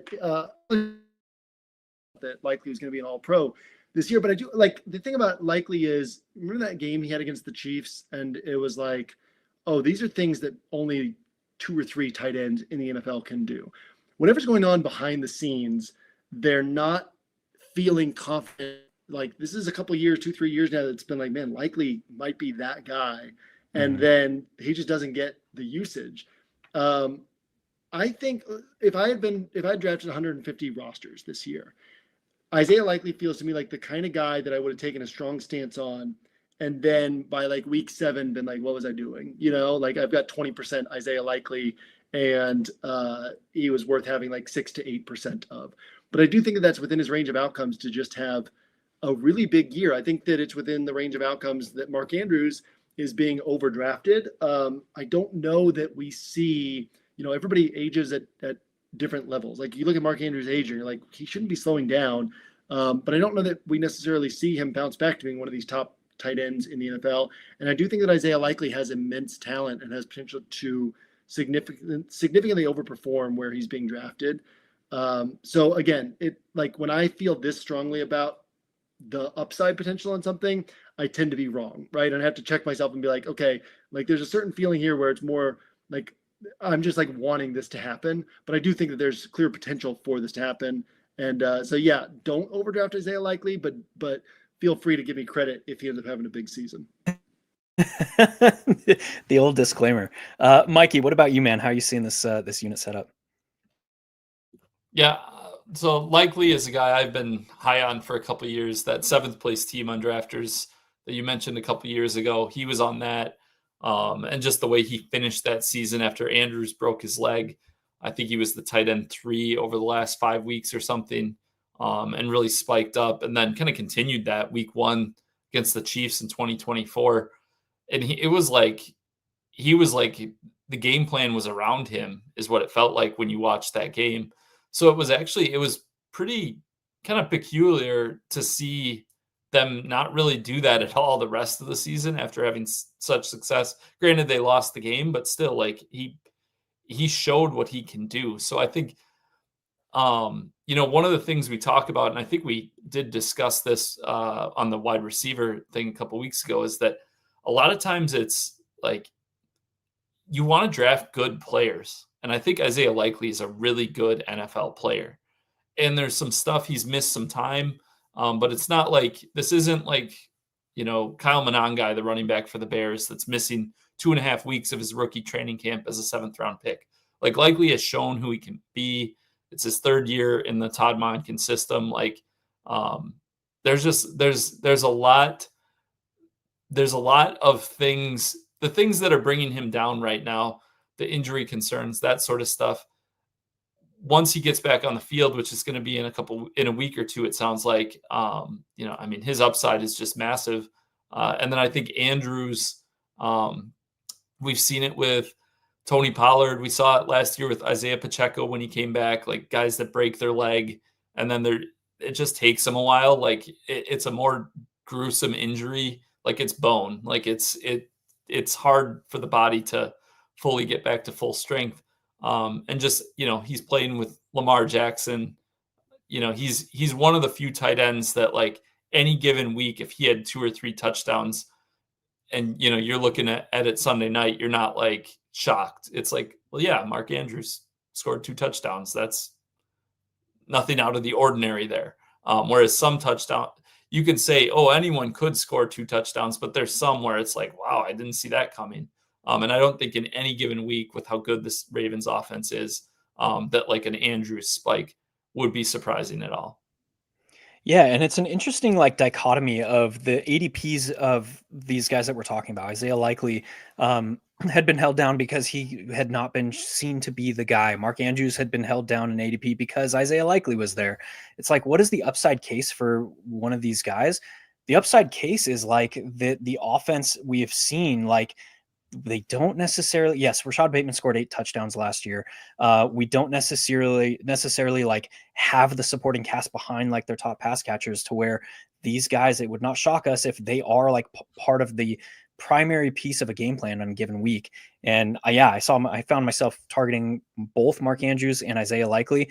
This isn't a spot where you're going to take both of them on the same team, but like making separate bets. The upside case is like we saw 2 years ago with Isaiah Likely and Mark Andrews getting hurt. He's perfectly capable of stepping into that featured role. So I found myself targeting both of these guys. I actually made a little bit of the case for in drafters with the cumulative scoring, actually doing just that and taking both of them. Because if you look at that Baltimore tight end room, if Likely misses time, Andrews, he's probably a couple rounds underdrafted. If Andrews misses time, then Likely, if he was the full-time starter, he's way underdrafted. And just looking at how that offense performs, just if you looked at Baltimore tight end 1 score across the season, the 2 of them could aggregate to, for an 8th and 16th round pick, give you the equivalent of like basically the tight end 3 or tight end 4 on the season. Yeah, that's a valid point. I did not institute that in my drafting, but that is a extremely valid point.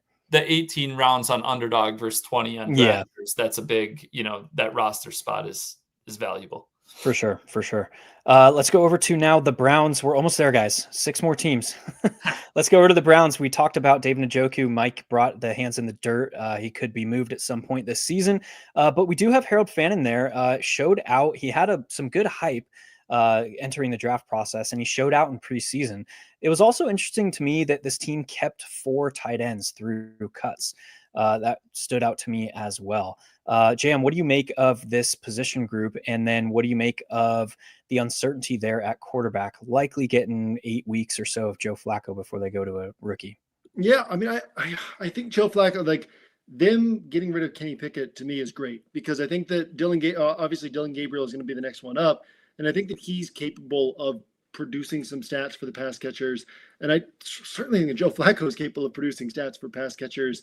And on top of that, like what's going on with this run game, we'll have to see if Quinshon Judkins gets back at any point in the season or joins the team at any point in the season, gets up to speed, becomes an impact player. But Jerome Ford doesn't give us a lot of faith in this run game. Maybe Dylan Sampson comes in and does a good job. But this seems like a team that's going to have to pass some. And we already talked in one of our previous episodes about, Kevin Stefanski is a good designer of offense and a good coach.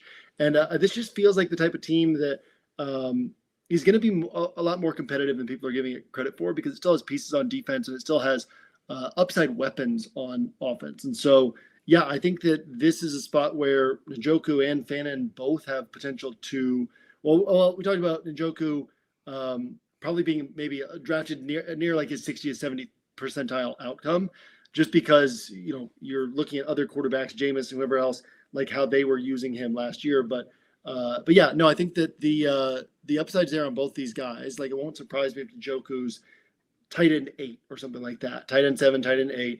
And then Fannin, it won't surprise me if he has a role in this offense, because, Cedric Tillman, still don't know how good he is over a season. Jamari Thrash is wide receiver 3. They got rid of Deontay Johnson. Like, this could be lots of 2 tight end sets, and Harold Fannin getting some usage this season as well. So particularly like Fannin as an upside dart deep in the draft. And you can't really take the quarterbacks, but I do think just looking at the quarterback situation, I think if the quarterback situation is more positive than people are probably giving it credit for. It's not the Saints quarterback situation, I guess is what I'm getting at, right? It's not Spencer Rattler and Tyler Shuck. I think that Joe Flacco provides more upside for pass catchers than we have in some other spots. Mikey, what do you make of the Fannin stuff?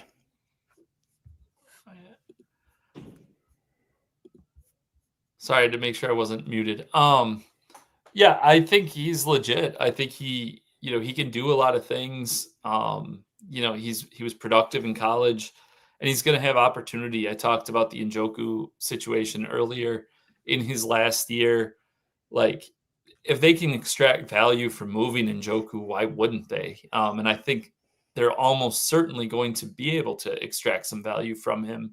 There's going to be a team in contention that needs a weapon, so yeah, I think, Njoku is a fine pick. I haven't really been taking much of him. You can make the argument he could end up in a much better situation. Fannin's kind of the guy in that room that, especially of late, I wasn't taking much of him early in the draft process, but like, we have information now. That's our advantage over May and June, is we have this information and we know he's good. We know what it looks like. And I'm pretty high on him as like a 17th round pick.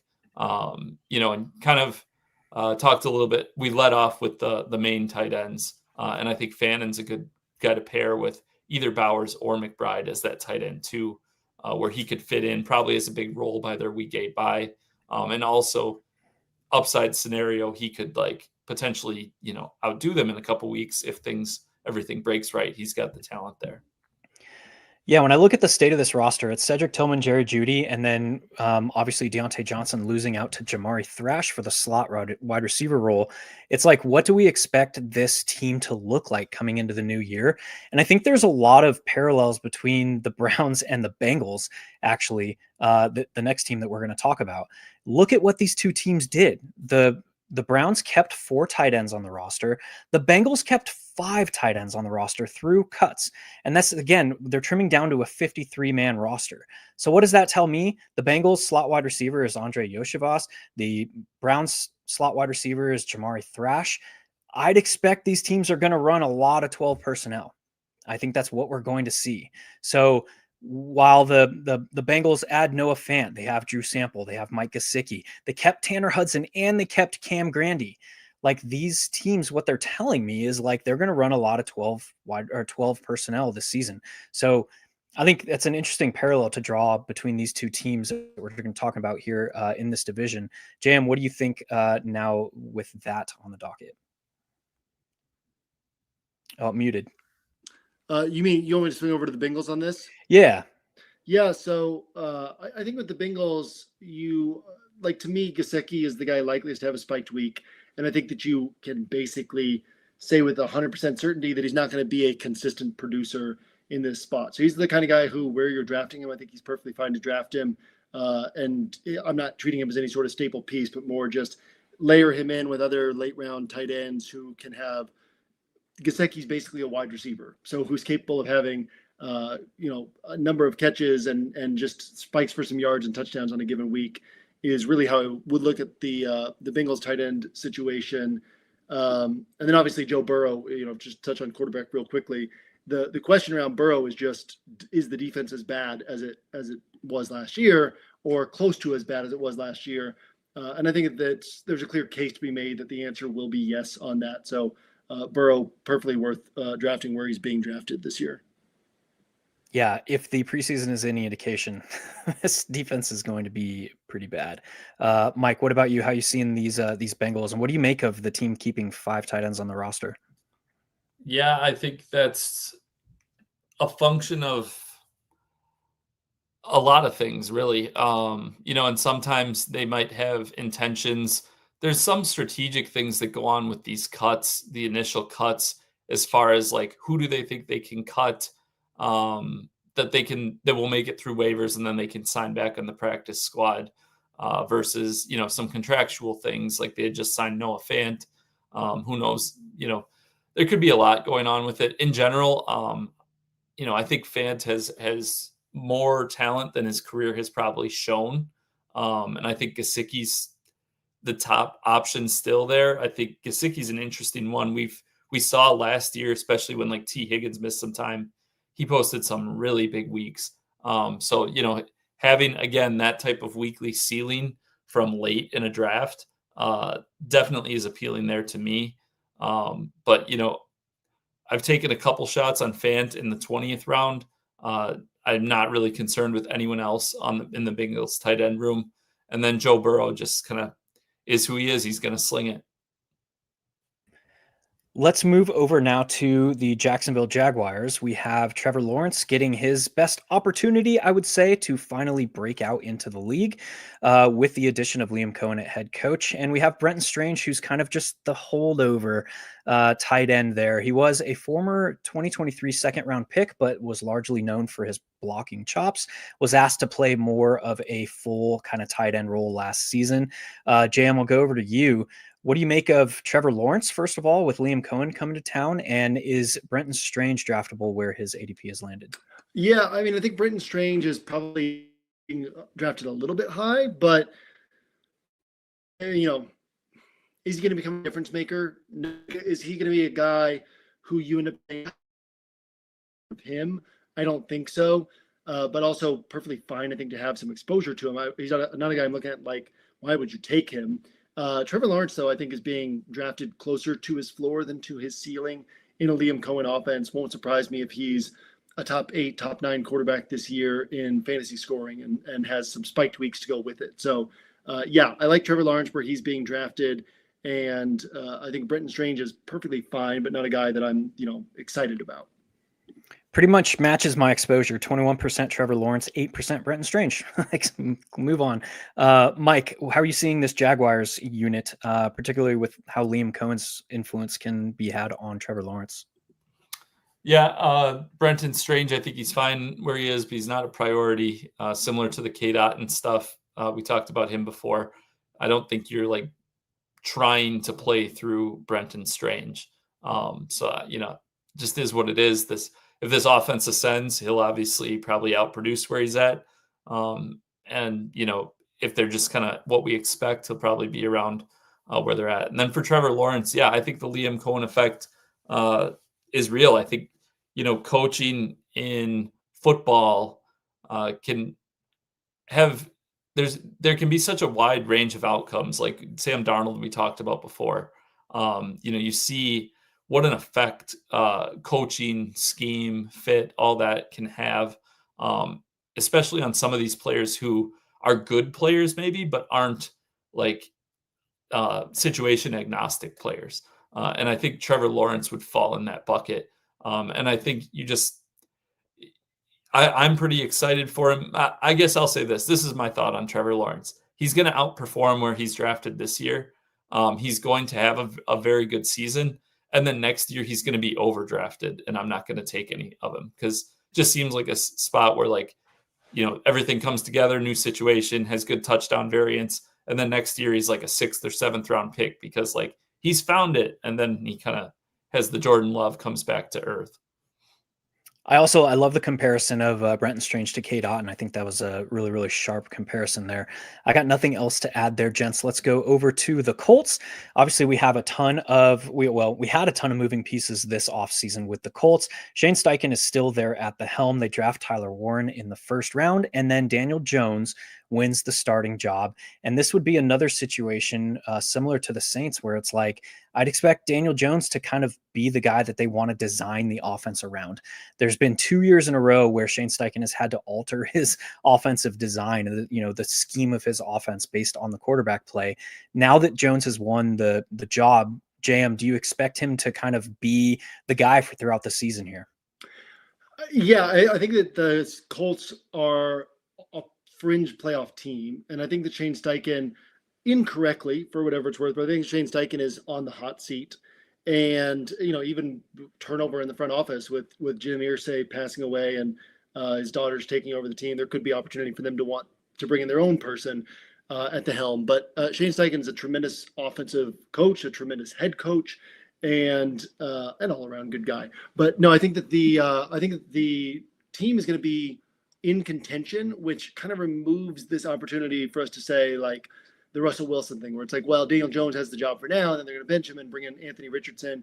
And I think it was telling in that sack that where he hurt his pinky, it was like he literally just misread the defensive alignment and didn't switch to protection, and there was an unblocked rusher that comes in and hits him that he doesn't even see coming. Like, that's the problem with Anthony Richardson.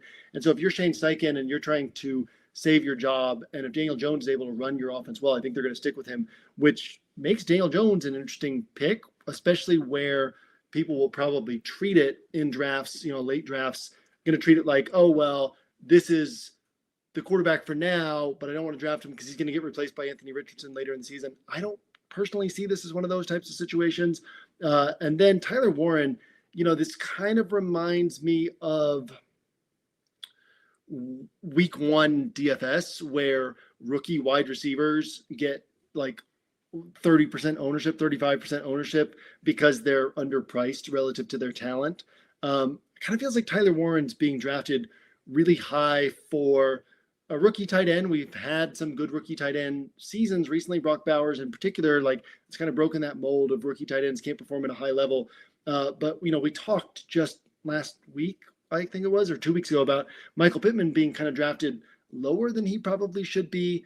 And then Tyler Warren's being drafted so high. Like, this is still an offense that has 2 downfield weapons in Alec Pierce and Adonai Mitchell, that has Josh Downs, that has Michael Pittman, that has Jonathan Taylor, and that has Tyler Warren. So not saying that he can't hit, tight end 6, but just saying that he's probably being drafted more like 70th percentile outcome than mid-range outcome or floor outcome. Mike, that was very interesting to hear JM kind of give the downside case for Tyler Warren. How are you seeing that situation? Yeah, I think, again, and I've talked about him when talking about some other tight ends throughout today's episode, and like, his price was lower. He was going in the 9th, 10th, 11th rounds for a lot of the draft season, and I thought, like, yeah, his talent is where he's probably going to smash where that is. But now finally people have kind of caught up to the hype, and like, oh yeah, just because the Colts split the tight end room in the past, now they drafted this guy, they're probably not doing that again. And like, so now that, like, we've kind of been ahead of that and seen that coming, but now that it played out and you can see the usage, everybody's it's kind of become more efficient where he's being drafted. And to that point, we talked about it with Laporta before. Now he's starting to go off the board late 7th, early 8th round. And a lot of times that's giving up that there's an opportunity cost there with the end of a tier of running backs you can count on their role for, with wide receivers who have that like 25, 30 point weekly upside. So in general, yeah, I'm very high on Warren as a player. I don't think he's going to be Brock Bowers or Trey McBride a year from now. But it's all about cost. And then Daniel Jones is really interesting to me. I do think that they're going to go with him. He could get hurt. Richardson, he could get back on the field at some point. I mentioned that earlier during some discussion, but Jones, I'm pretty high on. I mean, in 2022, he was the QB7 through week 17 when he was in New York with, I would argue, a worse supporting cast and probably similar coaching scheme fit and that sort of thing. So it's like, the ability is certainly there for him to, smash. And we've talked about some of these other guys, the Staffords, Darnolds, Genos, who I think can outperform their draft position. But like, I think Jones probably has a higher ceiling on a weekly and season long basis. Yeah, I think you guys nailed it. My Tyler Warren exposure was about 15% through my first 75. That settled at 8%. So as his ADP climbed, I kind of stopped clicking him. Let's go over to the Texans. Two more teams, y'all. The Texans, we have Dalton Schultz holdover. I also have Cade Stover and Harrison Bryant they brought in this offseason. And then CJ Stroud now with the change at offensive coordinator going over to Nick Caley. I'll throw it to you first, JM.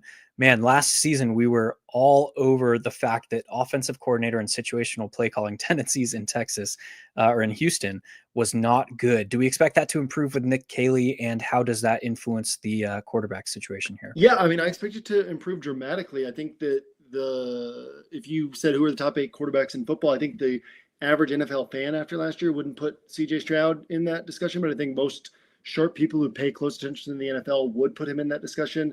And the big thing to me with the Texans last year was that they gave CJ Stroud very little authority over the line of scrimmage pre-snap.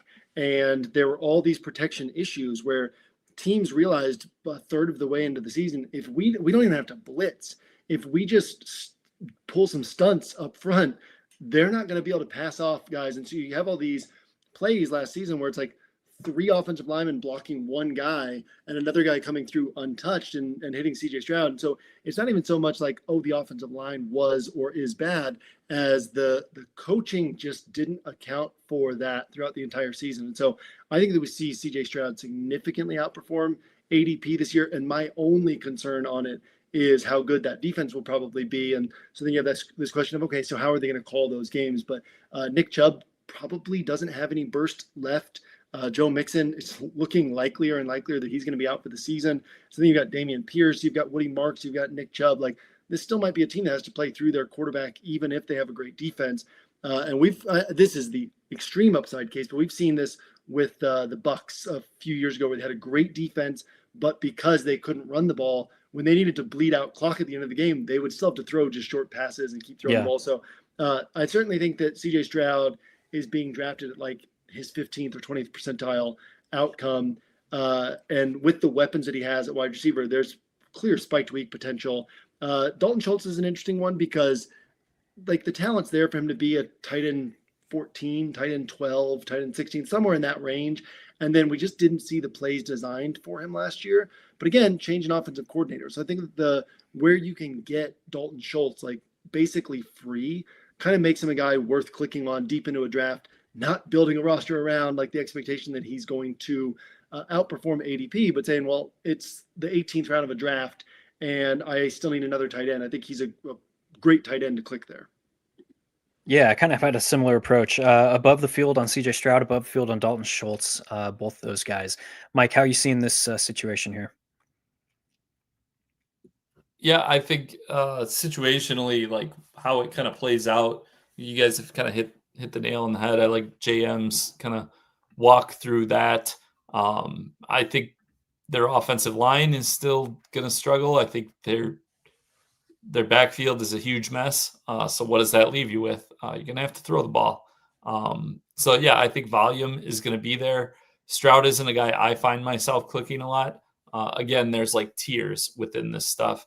And there's just other guys that I prefer in a similar tier. And it's nothing negative against him. It just kind of is what it is. But, I think Stroud's going to have a bounce back year. And how that affects like Nico Collins, Christian Kirk is kind of the main way I'm accessing that. And I can see the thought process behind Schultz, and Cade Stover has been working in a little bit at the tight end position as well. So yeah, I mean, it's not an offense I'm heavily targeting. I think there's a potential that they're like the Broncos were last season, where they just have like rotations at running back, rotation at tight end. They're rotating the receivers around Nico Collins. So it's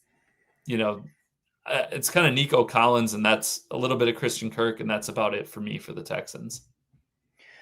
Now to the team that, if you aggregate my total ownership, it probably ranks second to the Miami Dolphins, and that's the Tennessee Titans. We have a slew of changes here. Brian Callahan and his head coach, Nick Holtz, as the offensive coordinator. We know they draft Cam Ward, and they draft a pair of wide receivers in the 4th round that could make an impact this season as well, in Elike Omenor and Chimere Dike. But we have Chigakonkwo here. We have Cam Ward to talk about. We'll go to JM first. What are you seeing out of these two youngsters here? So my big thing is I'm totally blind on what a Brian Callahan offense is, because last year he was hamstrung by Will Levis, and the years before that, A, he wasn't the play caller, and B, the Zach Taylor's approach to offense is very vanilla in terms of scheme and whatnot, right? He's not really scheming guys open so much as he's saying we've got great talent and we're going to go out there and win. And then you've got the Bill Callahan trickle down of just thinking of this guy as like, hey, offensive line and run the ball. And so I'm very interested to see what this offense looks like this year, especially when Tennessee could have one of the better defenses in the NFL. So I think Cam Ward has potential because they have decent weapons in the pass game. And Chigakonkwo is an extremely athletic tight end. They have opportunity here for Cam Ward to be like the QB 12 or the QB 10 or something like that.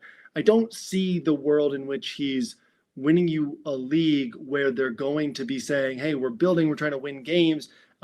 We have a good defense. And so I don't think we're going to have a ton of spiked weeks of like 4 touchdowns and 300 plus passing yards, that type of thing. But I think Cam Ward's a perfectly fine guy.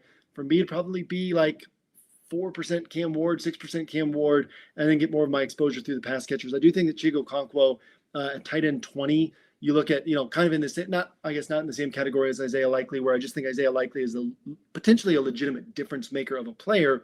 But when you're talking about below Dallas Goedert, barely above Cade Otton, barely, behind Hunter Henry, Zach Ertz, like I would take Chigakonkwo over a number of those guys just because the athletic profile, and then the question of who is the number 2 wide receiver on this offense, or I should say number 2 pass catcher on this offense. He certainly has opportunity to ascend to that spot on this team.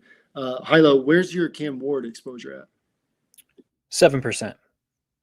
Okay, so it's heavy Titans offense, but not. Right, kind of a similar. So like when I look at Brian Callahan's offense, to me, it is an offense through the air that's based more on timing, as opposed to kind of through his scheme and his route layering, scheming guys open. So because of that, and because Cam Ward is he's a rookie, but I think he's one of the better rookies to come out of college over the last 5 seasons, as far as like what I expect his career to be.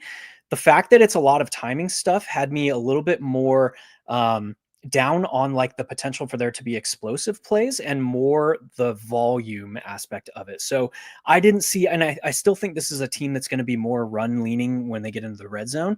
So I don't know if his touchdown numbers are going to be enough to support like a top 8 finish at the position.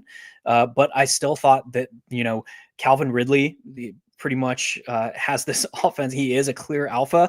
And then behind them, I was heavy on Chigakonkwo and Elike Omenor, as we all know at this point. So I just saw that the path to the upside case was a little bit murkier for me for Cam Ward, but I still wanted exposure because I think he is like a consummate professional.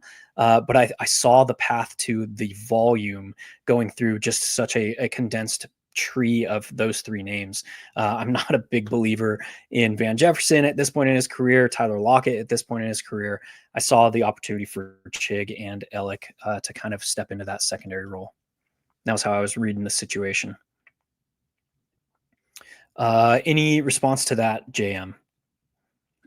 No, yeah, I mean, I think that makes a lot of sense because you can get like Cam Ward can be appropriately priced and his pass catchers can be underpriced, which is basically the bet that you're making there. And I like that. That's kind of how I see things as well. Mike, any final thoughts here on Tennessee's offense? I'm just extremely high on Cam Ward. I actually have kind of a lot of him. He might be my highest owned quarterback. And again, it's just like a macro thing, like where he goes. And he's crept up a little bit. I don't know about underdog, but like, we've seen it. We saw it like CJ Stroud. He was on that 7th place drafters roster 2 years ago. Number 2 overall pick comes in. Like they built everything around him. Everyone's low on the Texans offense coming into that season because who do they have around him? And like sometimes guys ascend, and sometimes they ascend when you put the right guy around him. And I think Cam Ward, I think he is a difference-making talent. And, we saw kind of the same thing. We've seen these situations in several years where people want to see it first. Jaden Daniels, he was like a 10th round pick last year. And then he showed I just think Cam Ward is in a different tier of quarterback than where he is selected. I'll just say it that way. So I'm pretty high on him. And even on rosters where I don't select him, I'm pretty high on those around him. I dig it. You've heard the upside case there as well.